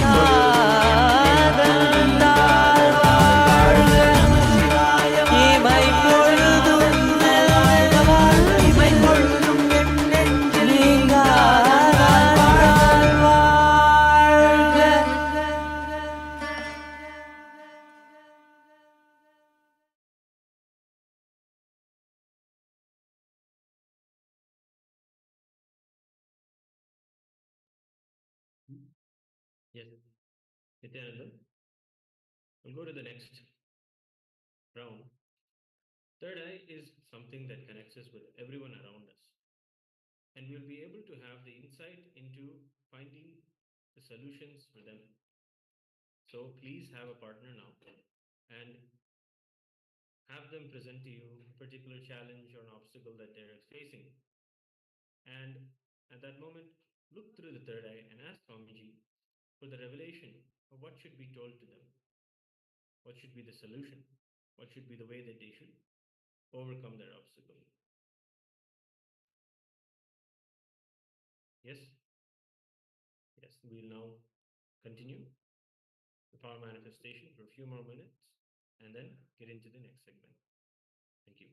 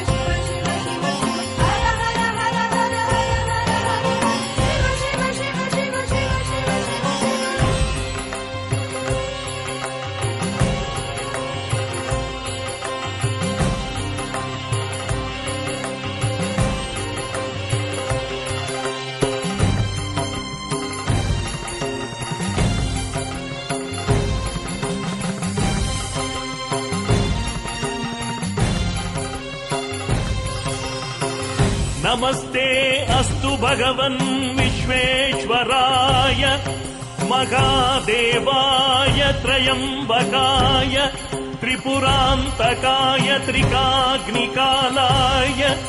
कालाग्निरुद्राय नीलकण्ठाय नित्यानन्दाय मृत्युञ्जयाय सर्वेश्वराय सदाशिवाय श्रीमन्महादेवाय नमः।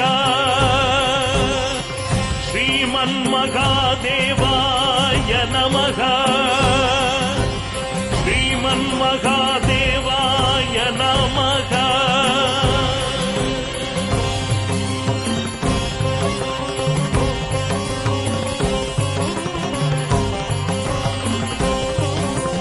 ॐ ह्रीं नित्यानन्दाय नमः।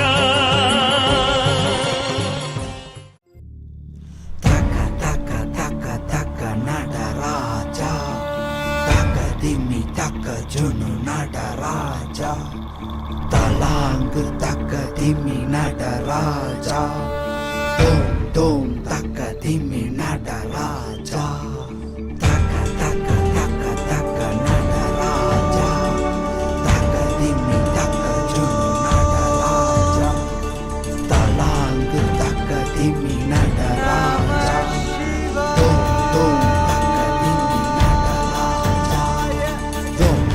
Dom Takita takadimita. Dom takita dom takita takadimita.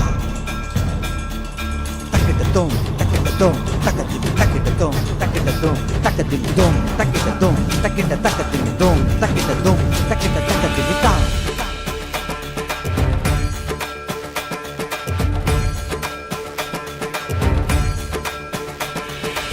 ஆடுகின்றான் அவன் கூத்தனாக திருப்பாதம் தூக்கி மறையோதுகின்றான் பிறைசூடி அந்தணரின் பாடலுக்கு தினம் ஆடுகின்றான் அவன் கூத்தனாக திருப்பாதம் தூக்கி மறையோதுகின்றான் பிறைசூடி அந்தணரின் பாடலுக்கு என்று இயலிசை நாடகமாய் முத்தமிழ் இயற்றிய நாயகனே தகதிமி தாளமொடு இல்லையில் ஆடிடும் தாண்டவனே இன்மைக்கும் ஈரேழு பிறவிக்கும் துயர் நீக்க பிறந்தோடி வருகின்ற யமயாலும் நடராஜா பயமாகி மயமாகி வலியாகி ஒலியாகி சித்தத்துள் முக்தி தர நித்யனாய் வந்தவா நமச்சிவாய வாழ்க வாழ்க நாதன் தாழ் வாழ்க வாழ்க இமை பொழுதும் என் நெஞ்சில் நீங்காதான் தாழ் வாழ்க நமசிவாய வாழ்க வாழ்க நாதன் தாழ் வாழ்க வாழ்க இமை பொழுதும் என் நெஞ்சில் நீங்காதான் தாழ் வாழ்க அண்டாண்டம் பிண்டாண்டம் அதிலாடிய கூத்தணி நாடலை பார்த்திடவே ஆண்டாண்டு காலமொடு மானிட கூட்டமும் ஏங்கியதே ஆடுகின்றான் ஒரு பாதம் தூக்கி அவன் கூத்தனாக மறையோதுகின்றான் பிறைசூடி அந்தணரின் பாடலுக்கு திரணனா திரணனா திரணா திரணா திரணனா திரணனா திரணா திரணா சரி சரி சனி சரி சனி சரி சனி சரி சரி மகனி சனி பாபா மரி சனி சரி சனி சரி சனி சரி சனி சரி சரி மகனி சனி பாபா மரி சனி திரணா திரணா திரணா திரணா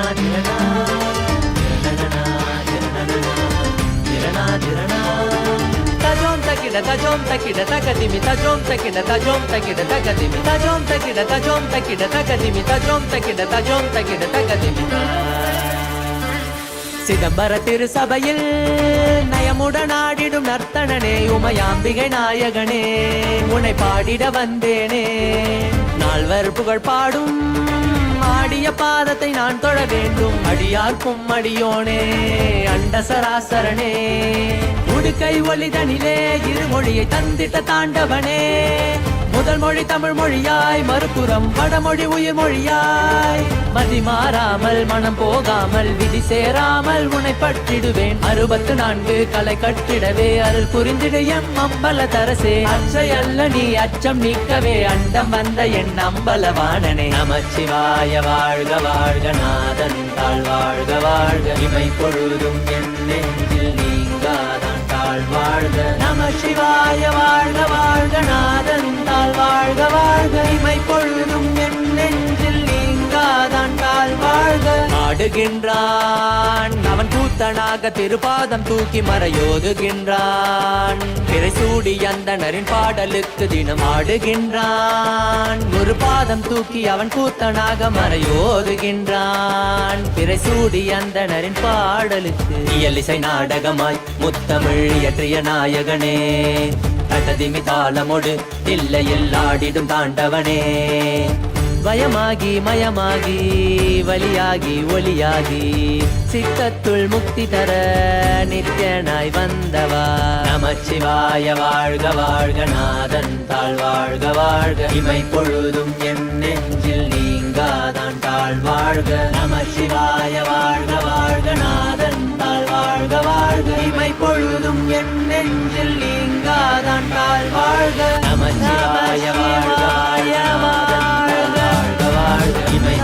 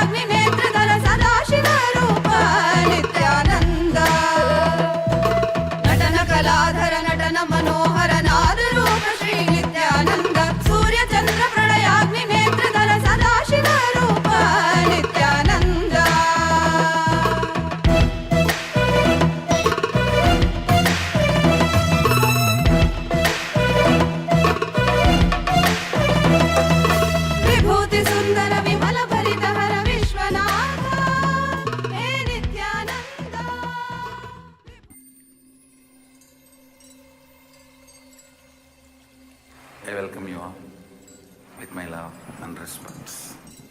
Let you all open all your three eyes. Om Nityananda Paramashivam.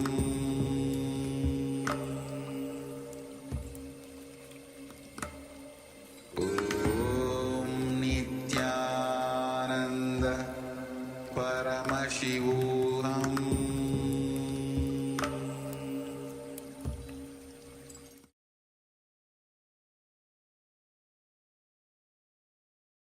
Yes, you can relax. Please share with your partner as well as please share with us the result of the two power manifestations that you just did. What was revealed to you? What was the solution given to you by Swamiji for your issue, the question that you had? And what was the solution given to your partner?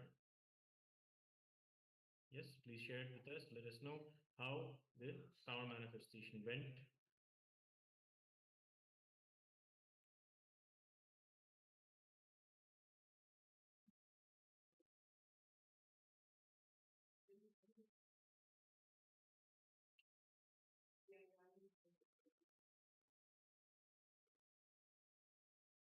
Yes. Now we're going to be enjoying further deeper satsang where Swamiji is discussing the next content on be established in your own nature. Yes, we are in fact the super consciousness, and its nature is something we need to establish ourselves in, and we're going to be seeing why that's important, how to have ourselves experience that space, and then after that we're going to have a meditation process that's going to be establishing ourselves in our source. We'll now show you a beautiful satsang where Swamiji reveals these things.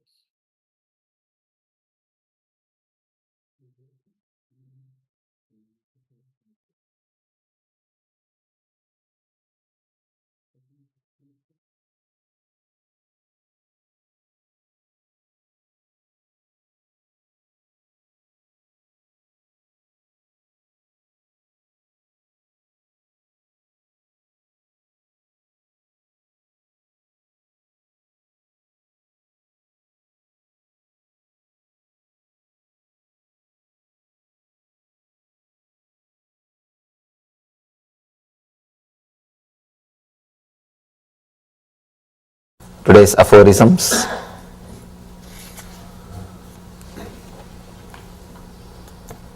Yesterday we stopped with the third sutra, Tada Drashtuh Swarupe Vastanam, means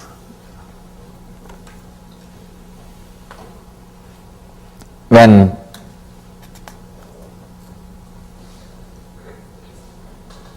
withdrawal from mental patterns happens, when you take the responsibility for your mind, remembering you are thinking, thinking is your action.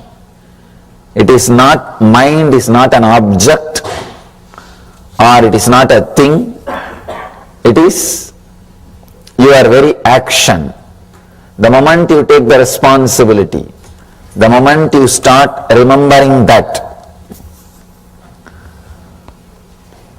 mind is an action, suddenly you will see you are able to stop when you don't want, you are able to operate when you want. Having that freedom, having that liberation is what Patanjali calls Swarupe Vastanam, means establishing in your own nature. Please understand, we need to understand the word nature.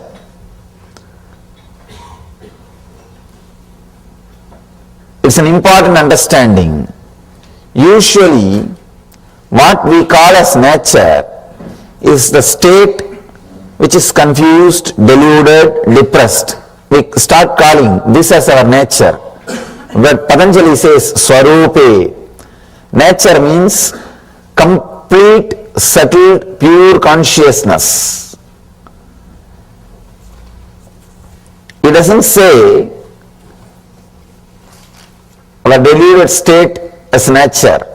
Usually, when we talk or think or anyway, anytime, when we use the word our nature, we start using the meaning of our nature, what we call or what we think as our nature. That is a big problem. What idea we have about normalcy is our nature, but that is not the true nature. Here, Patanjali says nature means in the state where there is no thoughts. When the chitta vritti nirodha, when chitta vritti nirodha happens, that is what is our state.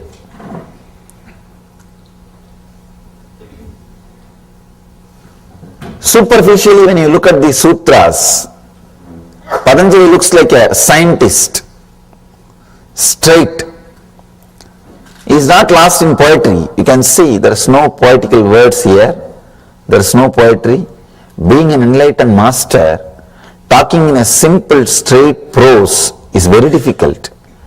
Because in enlightenment, you are lost in ecstasy. You are lost in ecstasy. And talking in a simple prose words seems to be abnormal, seems to be too rude, too violent. But here, if you look a little deep, you will understand the tremendous compassion of Patanjali. The Patanjali's compassion, the very stand he takes. He is not interested in agreeing with what you call as nature, with what you call as standard. from the very step, he is very clear about what is our nature. One more beautiful thing. First, he gives the truth. As I was telling yesterday, the 33%, the first 33% waiting for the click, just express the truth, they will have the connection. The second 33% needs little conviction, little convincing, little one or two techniques. The third 33, very difficult to handle.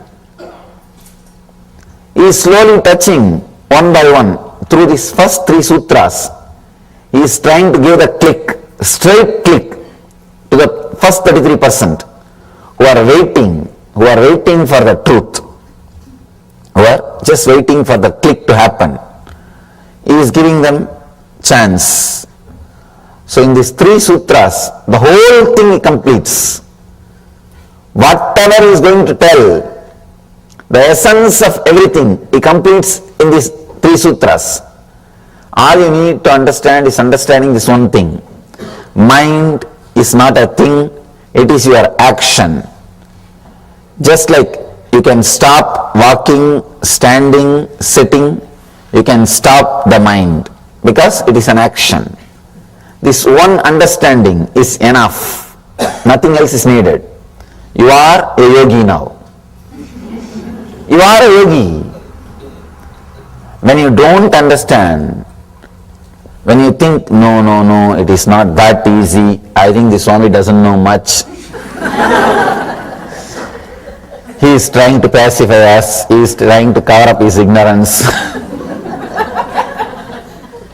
by telling something, yoga cannot be that simple, then why did he have such a big book in front of him?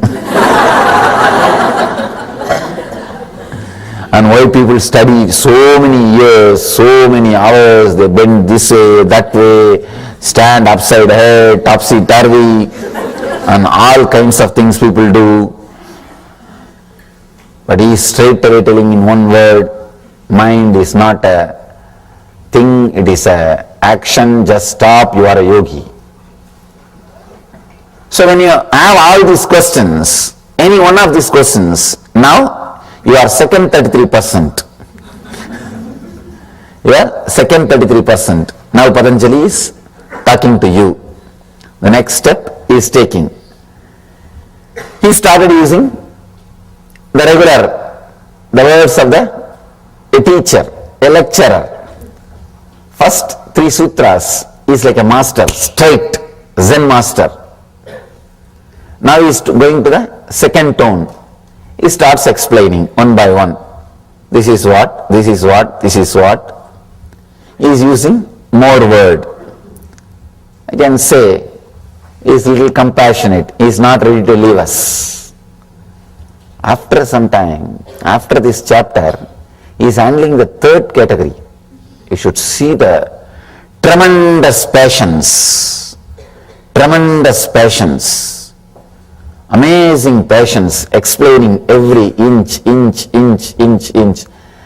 Actually, first when I read the Yoga Sutras, I thought, how can an enlightened master be so dry? Because he is not making any jokes, stories or poetry, nothing. Straight away he is talking like an angry husband. And not a single extra word, nothing, straight, he's saying tuck, tuck, tuck, tuck, tuck. Now I understand, first he is trying to deal with the people who are waiting for the click, who have experienced that now, ata yoganusasanam, who are ready, who are in this moment to receive yoga, who are ready for yoga, who are ready to explode. So he is trying to handle them, they are waiting. He can't delay the process. He can't make them wait more and more. So he is straight away delivering for them. Once he is finished with them, then he goes to second 33%. There he is little more relaxed. He is using extra words. He is not poetic, but at least using extra words to convince. In the third, when he is touching the third 33%, there he is very poetic. He is very poetic, very tempting, using all the words, methods, techniques to give extraordinary powers, to give all possible bonuses. He has big sailboats. Save 60%.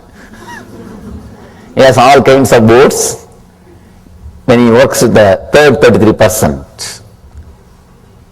Let's enter into the next level sutras.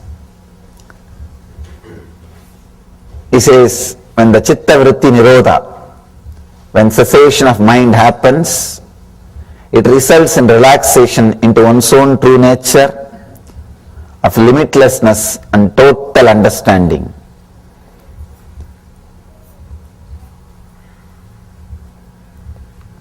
The other day, I had opportunity to sit with a great research scholar who is doing research in the ancient civilization which existed in India. I can say that is the Indian civilization is the oldest living civilization. It is oldest and still living. His researchers, his name is D.K. Harry, I was shocked to see the way in which the intelligence is expressed in the Indian civilization, not just with enlightenment science. The aircrafts, the houses, in the architecture, in the field of building dams, bridges, he is proving very clearly the Ganga river is man-made. Something like few thousands of years ago, man-made river was built and man-made bridges on the ocean was built. The amazing understanding, clarity, experience expressed, something like 42 varieties of aircrafts have been built, all thousands of years before, something like 8,000 to 9,000 years before. I was shocked.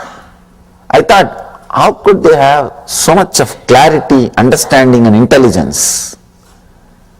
In the meditation field, they did a big research and developed the science of enlightenment. This I can understand. But how could they do so much in the outer world? When I myself dive deep into the yoga, into this consciousness, I understood when there is no thought, when you are in your nature, you have limitless energy and true understanding about everything. That is what here Patanjali says. Limitlessness and total understanding. Any direction you can direct your consciousness, you will have clarity about the truth. You will have total understanding in that direction. Like things will be waiting to reveal itself to you. Things will be waiting to reveal its mysteries to you. All you need, just look in. You will see, it reveals all its mysteries to you. You are able to connect with it and receive all the informations, secrets, mysteries. It is just like downloading. It's just like downloading. If you are a yogi, if you are a thoughtless zone, anything, just bring your awareness, that restful awareness, that is what Patanjali calls samyama. Restful awareness. If you direct your restful awareness towards the direction, you know it. I have seen Indian yogis. I had the fortune of living at the feet of many Indian yogis. They just master anything. I have seen a yogi, one devotee brought him very complicated electronic mechanism. I think it's a MP3 player. Neither he knows English, nor he has handled these electronic equipments. If he knows English, we can say, he would have read the button play, here fast forward and all those things. He knows nothing. But I could see very clearly, the moment he picked up the machine, picked up the item, he started handling it perfectly as if he is living with it. I asked him, what is this? How can this be, sir? How can this be, Swami? He said, I may not know this machine, but I know how the whole system works, how the whole thing is getting operated, how the whole thing functions. It's very difficult for us to understand. It's very difficult for us to understand. I have seen yogis playing with the power of the mind, with the power of energy. See, they can just create sound wave and do what they want. One yogi, Raghupati yogi, who taught me yoga, anything you want to do, he will just only create a sound wave.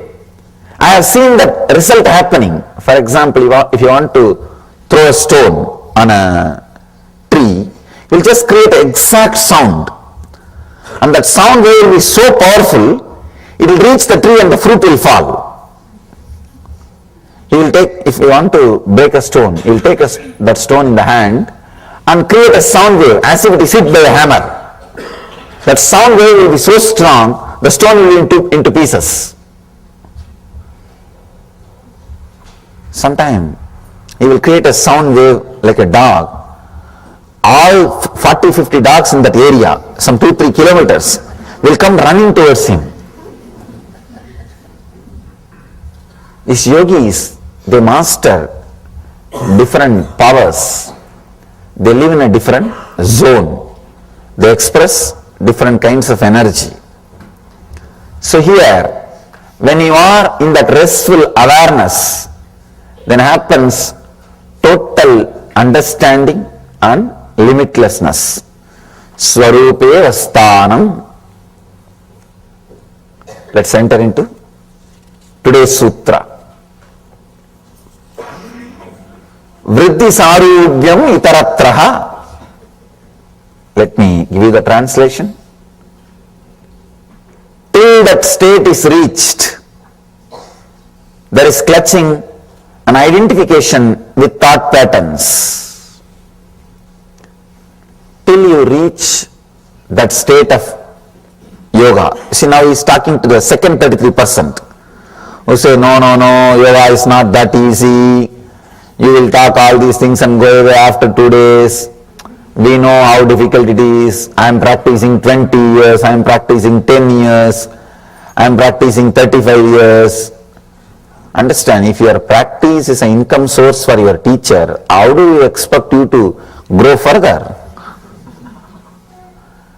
If your body is an income source for a doctor, how do you think you can get healed? Same way, you need to understand. You need to understand the deeper truths. Till that state is reached, when you say, no, it is not that easy, then Patanjali also says, all right, it is not that easy. When Patanjali says, it is easy, if you stand up, yes, it is, then you are done. The click has happened, you don't need anything further. Leave the truth. That's all. If you add that click, now all these things are just entertainment. Oh, this Swami is there, after all let me know about this, nothing wrong. If you are reading this further as an entertainment, it's perfectly alright. But if you are reading this further with bondage, unable to connect, unable to have the first click, alright, at least join the second group. At least join the second group. He says, till that state is reached, there is clutching, an identification with thought patterns. I can see a big sigh in Patanjali's face. I can see very clearly what he would have felt when he uttered this fourth sutra, when he is entering into the fourth sutra, all right, these guys are not understanding, let me talk to them in their language. That is what he means when he says, till that state is reached. Actually, there is no such thing as state and all. It is simple, straight clarity. When you are not interested in coming with the master, when he is holding your hand and taking you, if you are not interested, no, that and all is not for me, it is for you. When you create all kinds of reasons and when you throw tantrum, then Patanjali says, all right, I'll wait for you. He says, all right, I'll wait for you.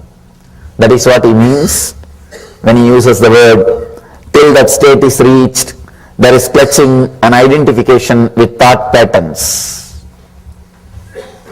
You again and again come back to your old thought patterns. Sometimes when I see people are clutched to thought patterns, I feel so bad. Unnecessary suffering for no reason. See, all the ideas you carry from the young age, if you have suppressed something, you have to release. If you are abused, you have to heal that wound. All these things are nonsensical ideas. Please understand. There is nothing like suffering. There is nothing like healing. There is no such thing as wounds.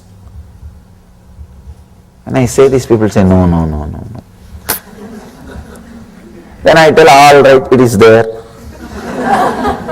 What to do? Somewhere either you have to come to my level or I have to come to your level. Please understand, there is no such thing as abusive childhood. Everybody bothers about that.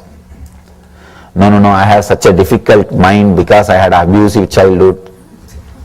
I had a very bad teenage. I had a single parent. I had this, I had that. If you had no problem, you try to build. Even if you did not have any problem, you say, I did not have any problem. How can this be? So create some problem.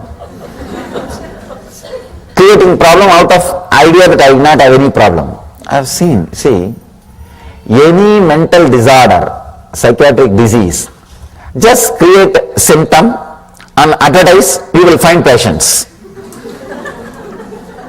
Not true, because the moment you see the symptoms, you verify, I think I have those symptoms.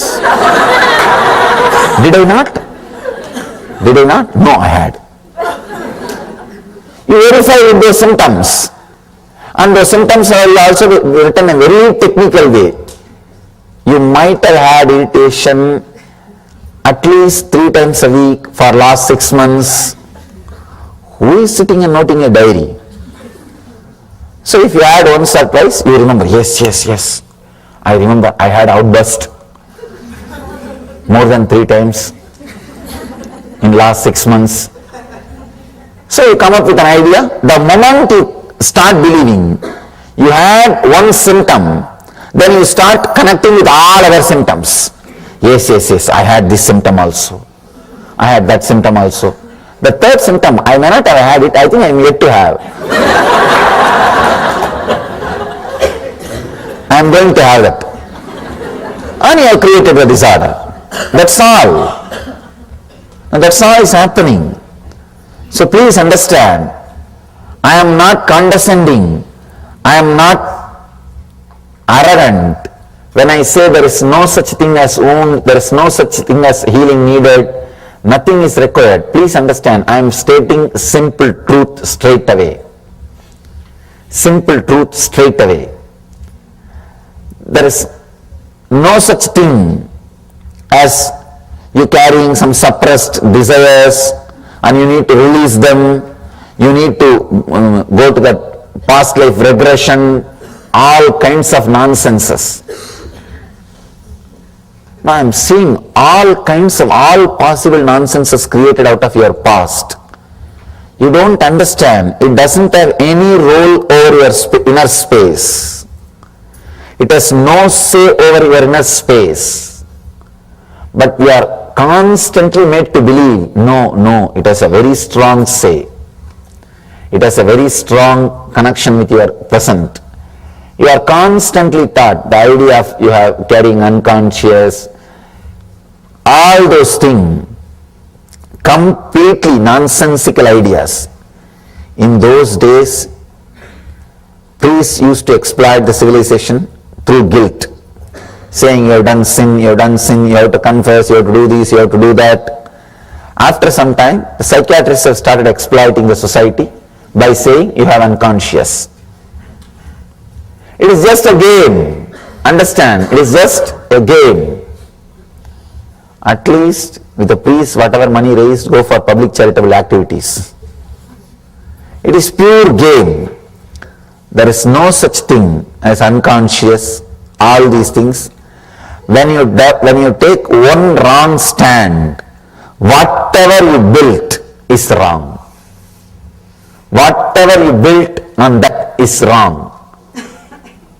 But we are very strongly made to believe the society, the politics, the education, the universities, everything is believing you have unconscious, you have subconscious, you have dash conscious.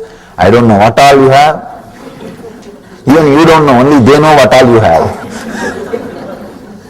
That is the worst part of the whole game. Even you don't know what all you have, only they know. Small story. In a small Indian village hospital, a doctor was diagnosing a patient and he says, this guy is dead. And the patient wakes up and says, no, I'm not dead, I am alive. Doctor says, shh. I have studied, spending lakhs of rupee and did MBBS and became a doctor. Do I know or you know? Same way,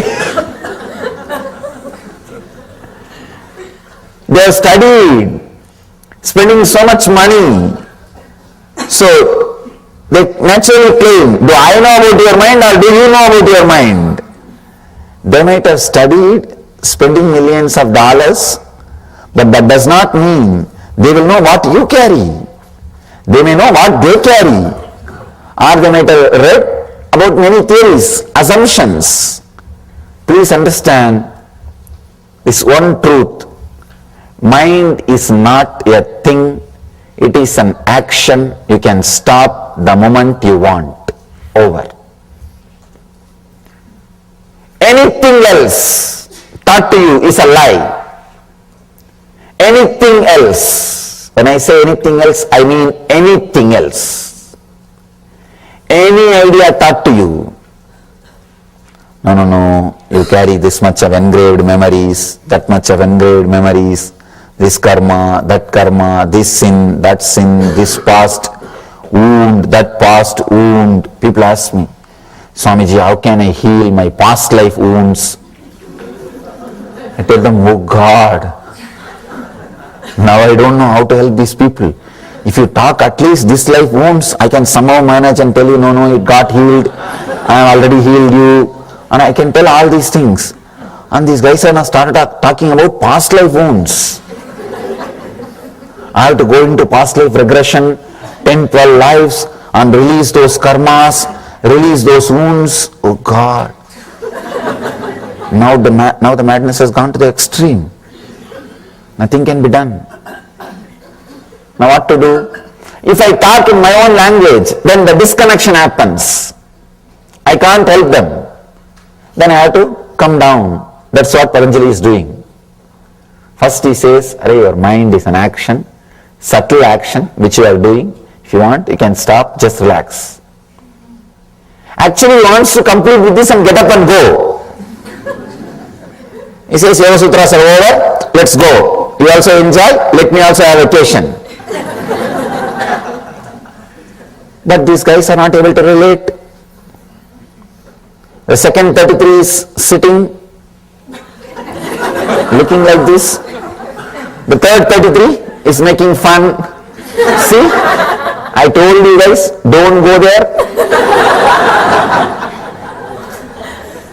He doesn't know anything.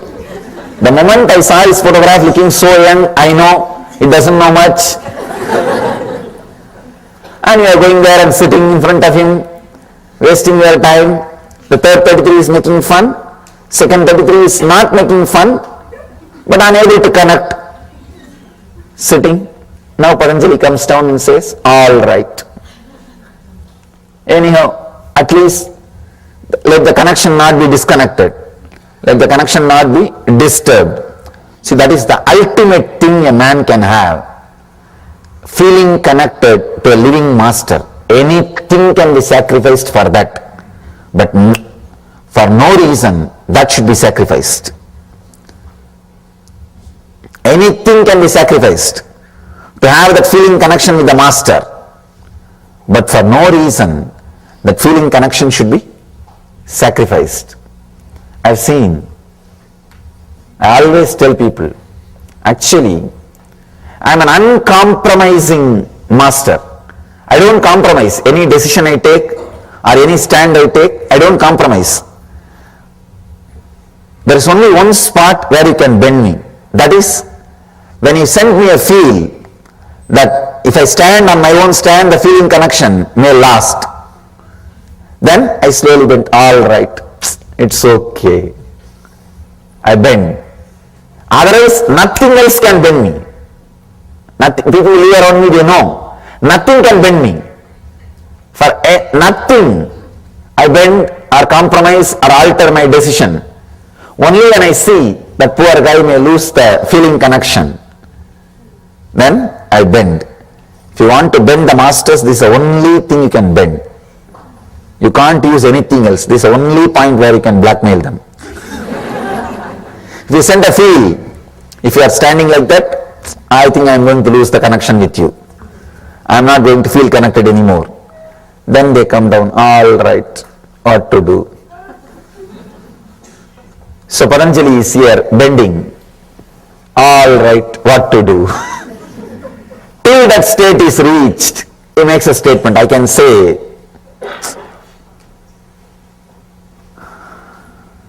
he is compromised. He is compromised. Because there is no such thing as till that state is reached.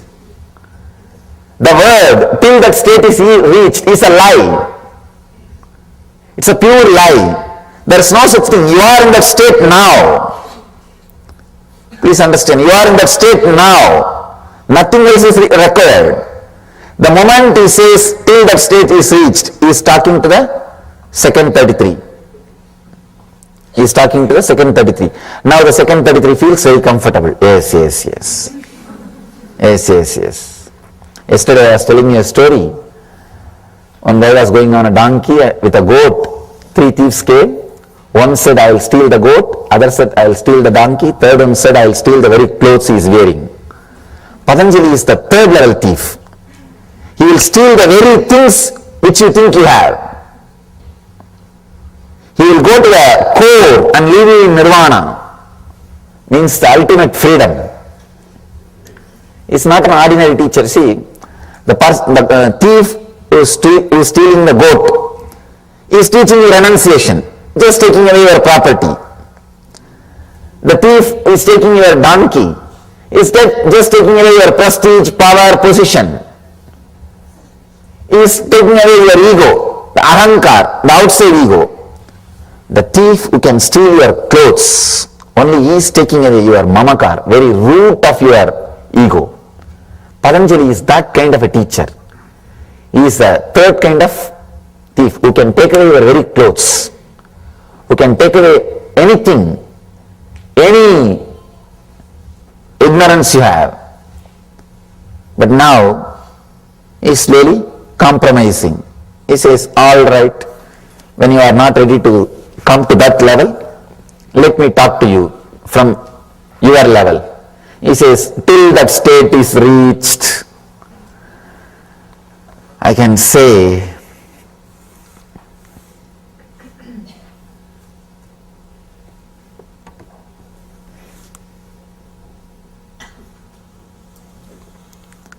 I'm just seeing the word itaratra till that state is reached.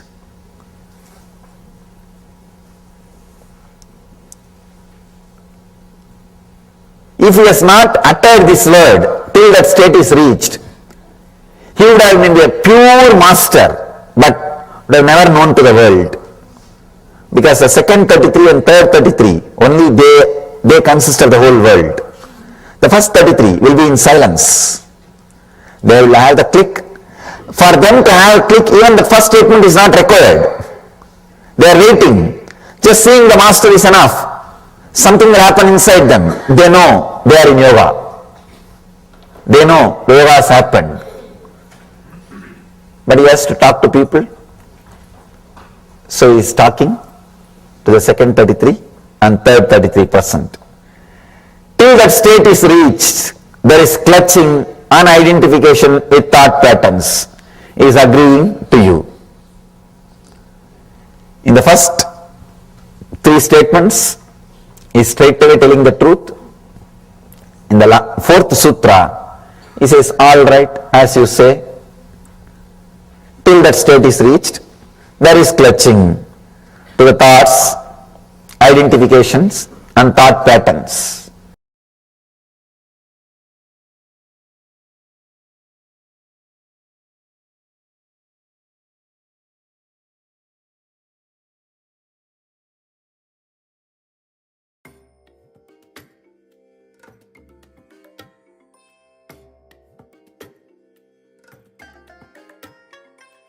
I bless you all. Let you all open all your 3 eyes and manifest the powers of Mahasadashiva. Om Nityananda Paramashivam. Om Nityananda Paramashivam. Om Nityananda Paramashivam. Om Nityananda Paramashivam. Om Nityananda Paramashivam. Om Nityananda Paramashivam. Om Nityananda Paramashivam. Om Nityananda.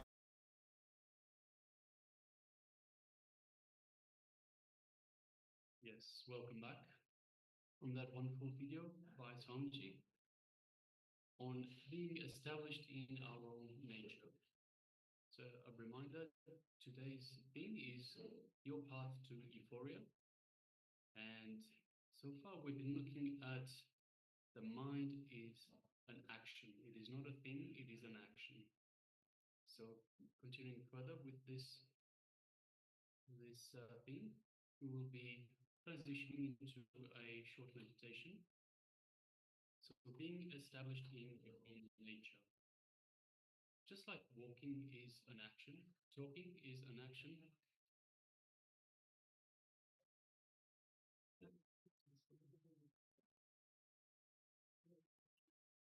When you can stop talking, you can stop walking, then why not stop thinking? It is your action only. So thinking is an action. The mind is an action. Decide in this moment, it is my action. Let me stop. That's all that's needed. So once again, the mind is not a thing, it is an action. And Swamiji tells us beautifully that without having a mind and living your life is what is called living enlightenment. So that is living without thinking, without using your thoughts, without engaging your thoughts, but with awareness is called living enlightenment. So now can I ask all participants to please sit down and internalize how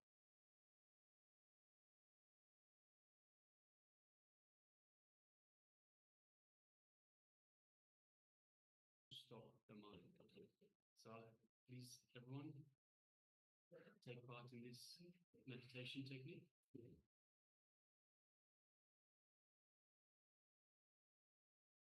If you have any questions, please let us know in the chat.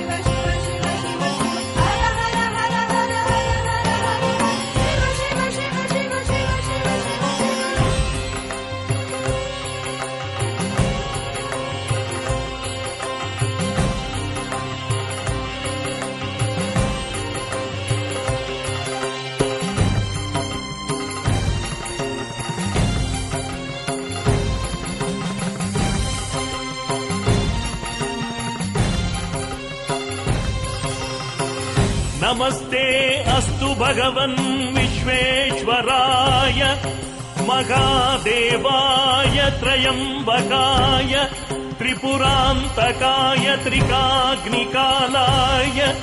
कालाग्निरुद्राय नीलकण्ठाय नित्यानन्दाय मृत्युञ्जयाय सर्वेश्वराय सदाशिवाय श्रीमन्महादेवाय नमः।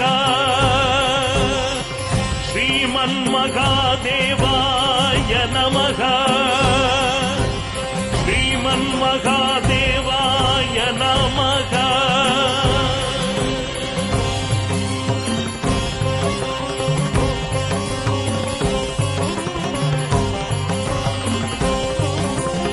ॐ ह्रीं नित्यानन्दाय नमः।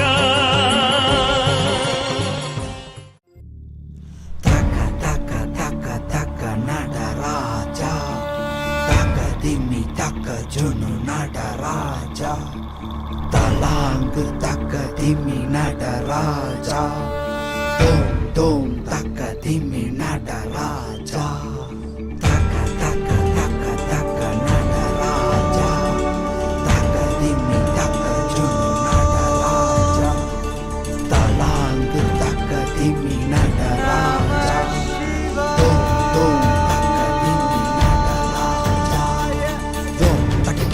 Takita takadimita. Dom takita dom takita takadimita. Takita dom takadimita. Takita dum takita dum takadim dum takita dum takita takadim dum takita dum takita takadim dum.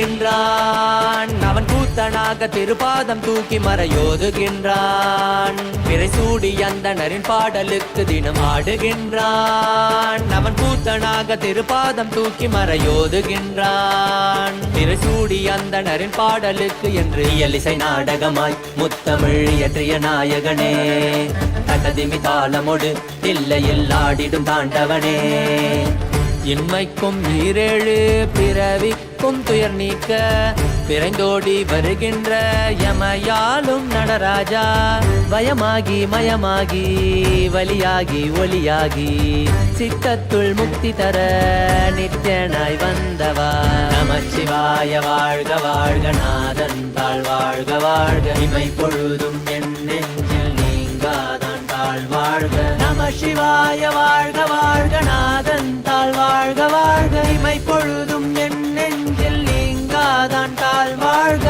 அண்டாண்டம் பிண்டாண்டம் அதிலாடிய கூத்தணி நாடலை பார்த்திடவே ஆண்டாண்டு காலமொடு மானிட கூட்டமும் ஏங்கியதே ஆடுகின்றான் ஒரு பாதம் தூக்கி அவன் கூத்தனாக மறையோதுகின்றான் பிறை சூடி அந்தணரின் பாடலுக்கு திரணனா திரணனா திரணா திரணா திரணனா திரணனா திரணா திரணா சனி சரி சனி சரி சனி சரி சனி சரி சரி மபனி சனி பம பமரி சனி சரி சனி சரி சனி சரி சனி சரி சரி மபனி சனி பம பமரி சனி திரணா திரணா திரணா திரணா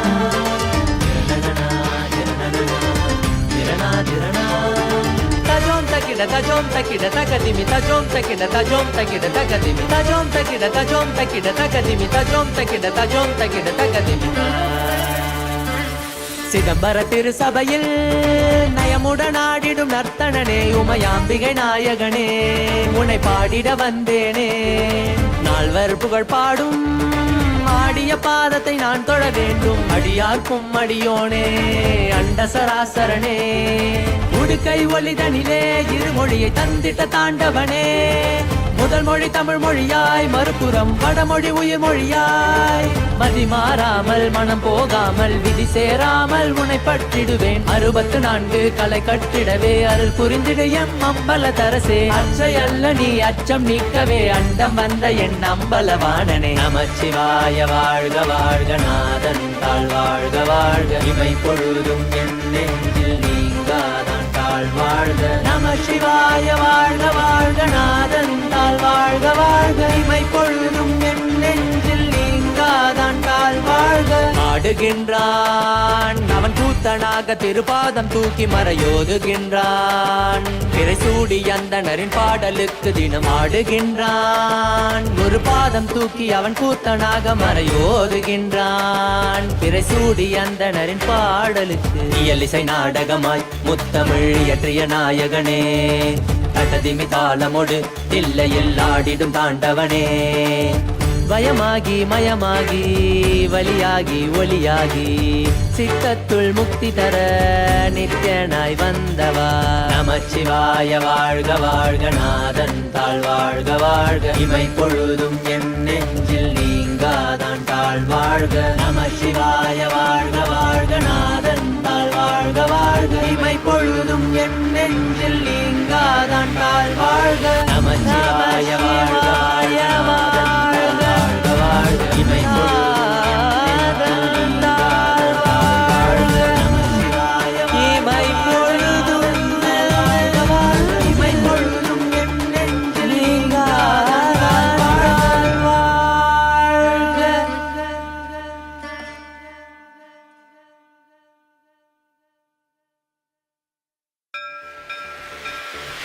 நமச்சிவாய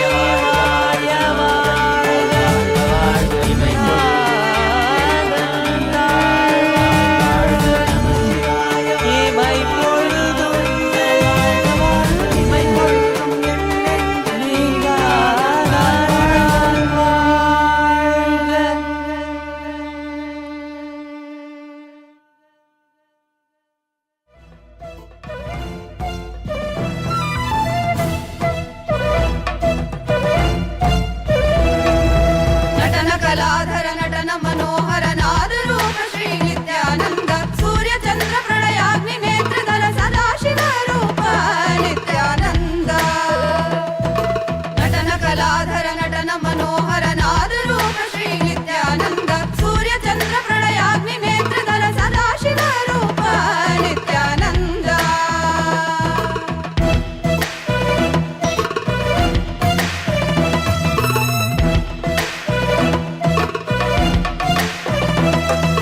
विभूति सुन्दर विमल भरित हर विश्वनाथ हे Nityanand.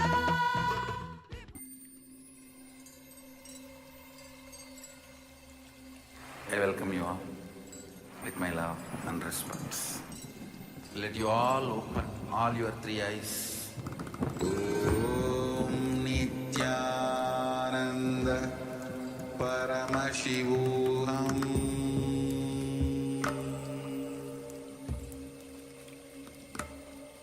Om Nityananda Paramashivam.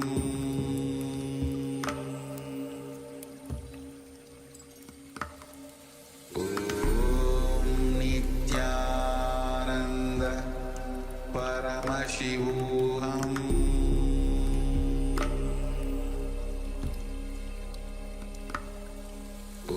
Om Nityananda Paramashivam. Om Nityananda Paramashivam.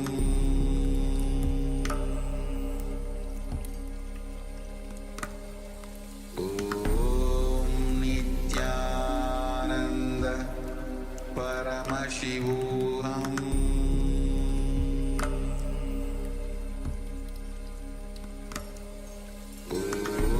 Om Nityananda Paramashivam. Om Nityananda Paramashivam. Paramashivam. Om Nityananda Paramashivam.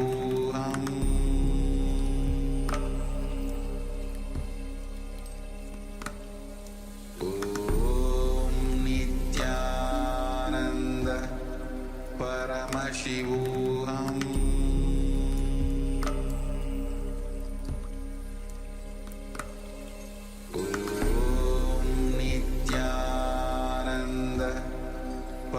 Paramashivam.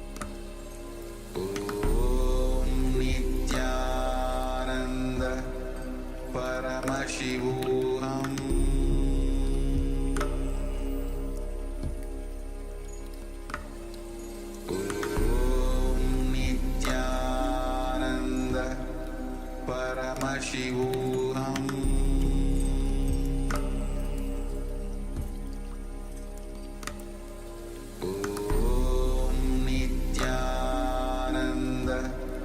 Paramashivam. Om Nityananda Paramashivam. Om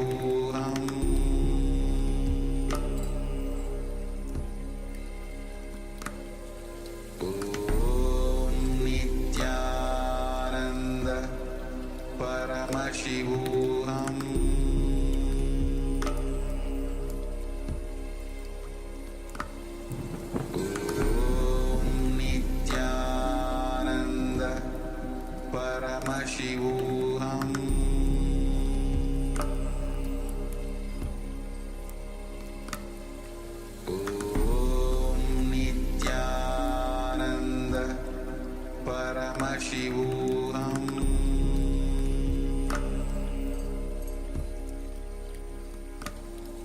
Om Nityananda Paramashivam.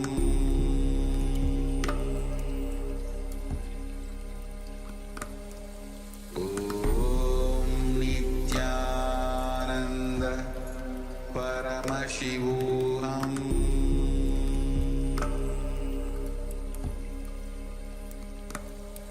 Om Nityananda Paramashivam.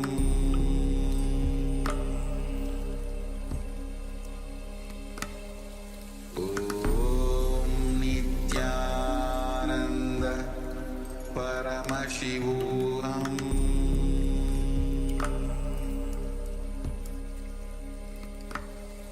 Om Nityananda Paramashivam.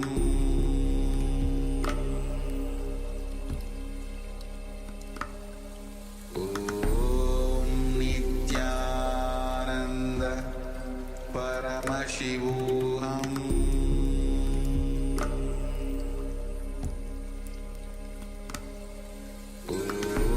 Om Nityananda Paramashivam.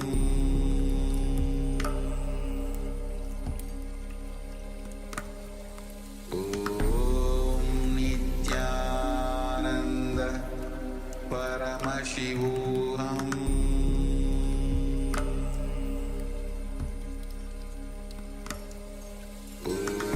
Om Nityananda Paramashivam.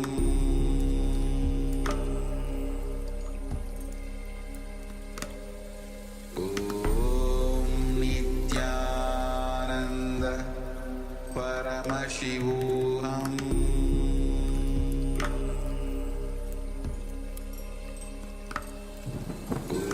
Om Nityananda Paramashivam.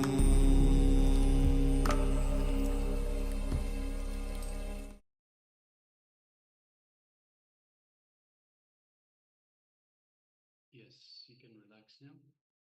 Open your eyes. So let us know in the chat box in the Zoom. Let us know how you went. So we asked you to introspect, to internalize the great truth that the mind is an action, not a thing.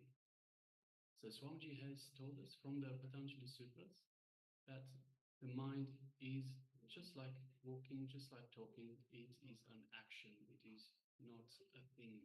So just like you can stop walking, just like you can stop talking, you can easily just decide consciously to not think.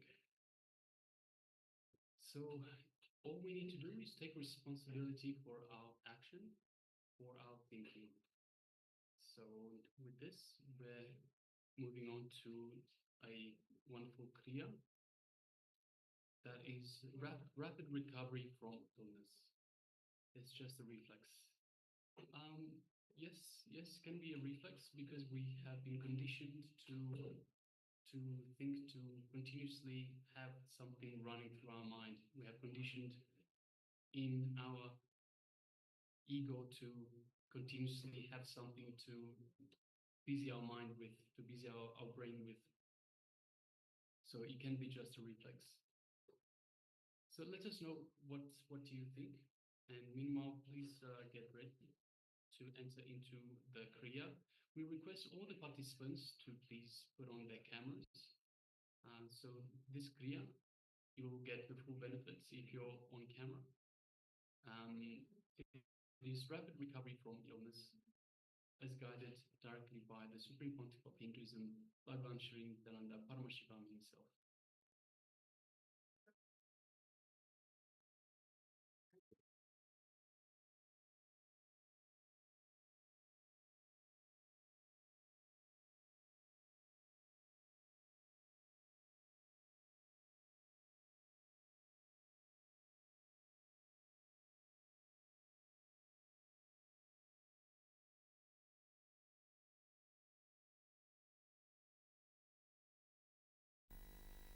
Nitya Kriya for rapid recovery from any illness, like a tiredness, other sickness, fever, any illness. Anjani Asana, first step. Then Shitali Kumbhaka. Shitali Kumbhaka,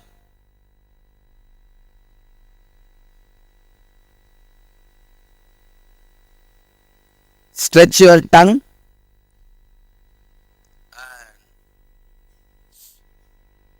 Roll sides of the tongue like a tube. Inhale through the tongue and hold as long as you can, and exhale slowly. Do this 10 times, not 21, 10 times.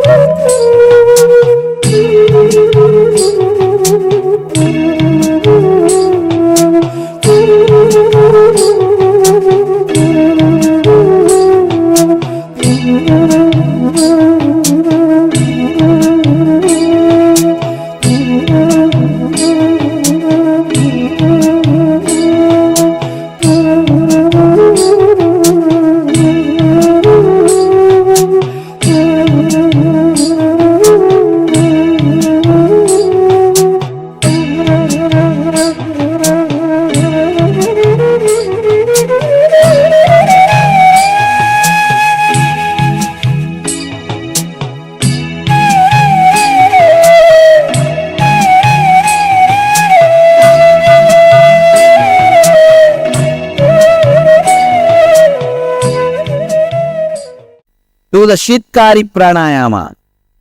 Shitkari means press the lower and upper teeth, keep your mouth open with a hissing sound, inhale and hold as long as you can, then slowly exhale as slowly as you can. Do this 7 minutes continuously.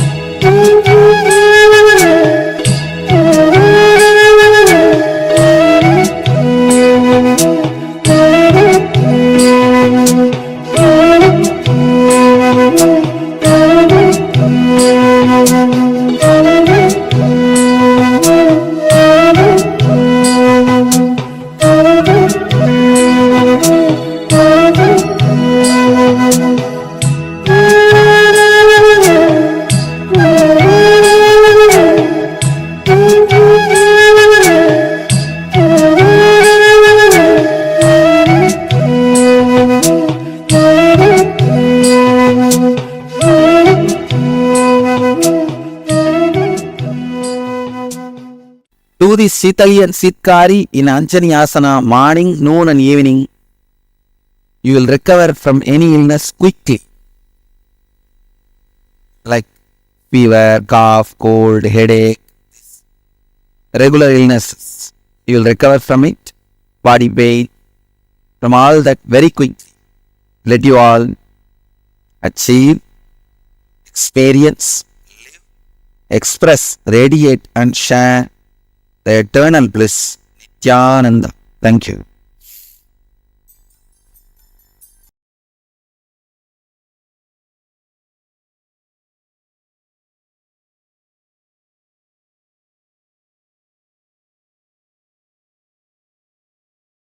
Yes. After this beautiful Kriya, now let us enter into the power manifestation. Today we are going to manifest the power of the third eye. So whatever the questions you have inside you, you can ask Swamiji to reveal the solution for that through your third eye.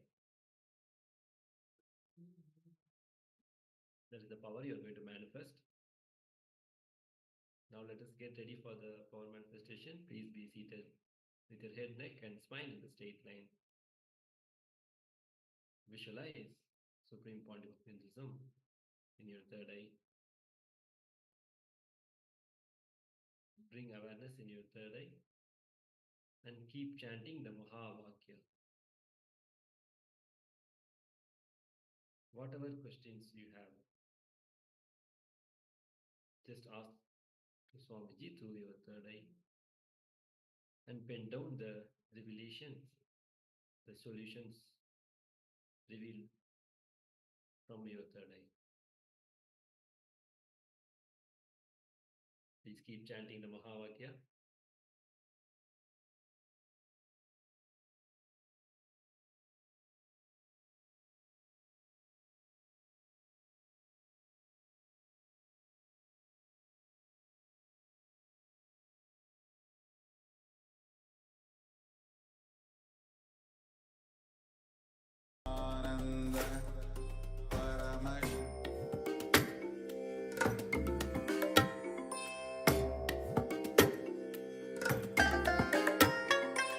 I bless you all.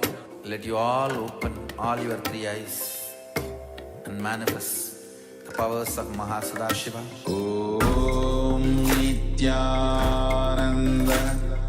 Paramashivam.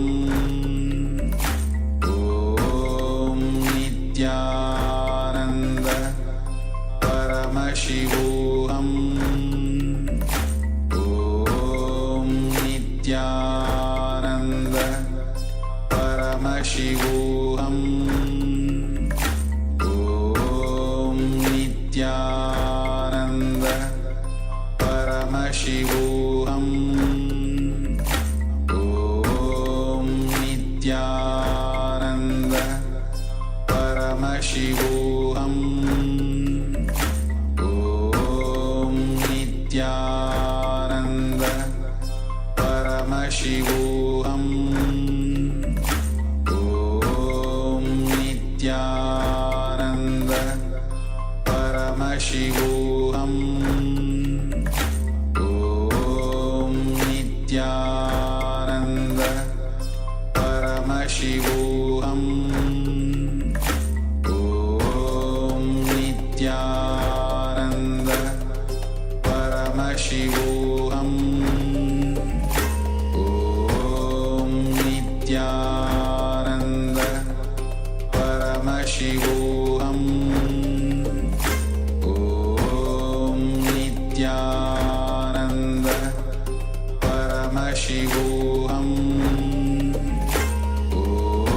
Om Nityananda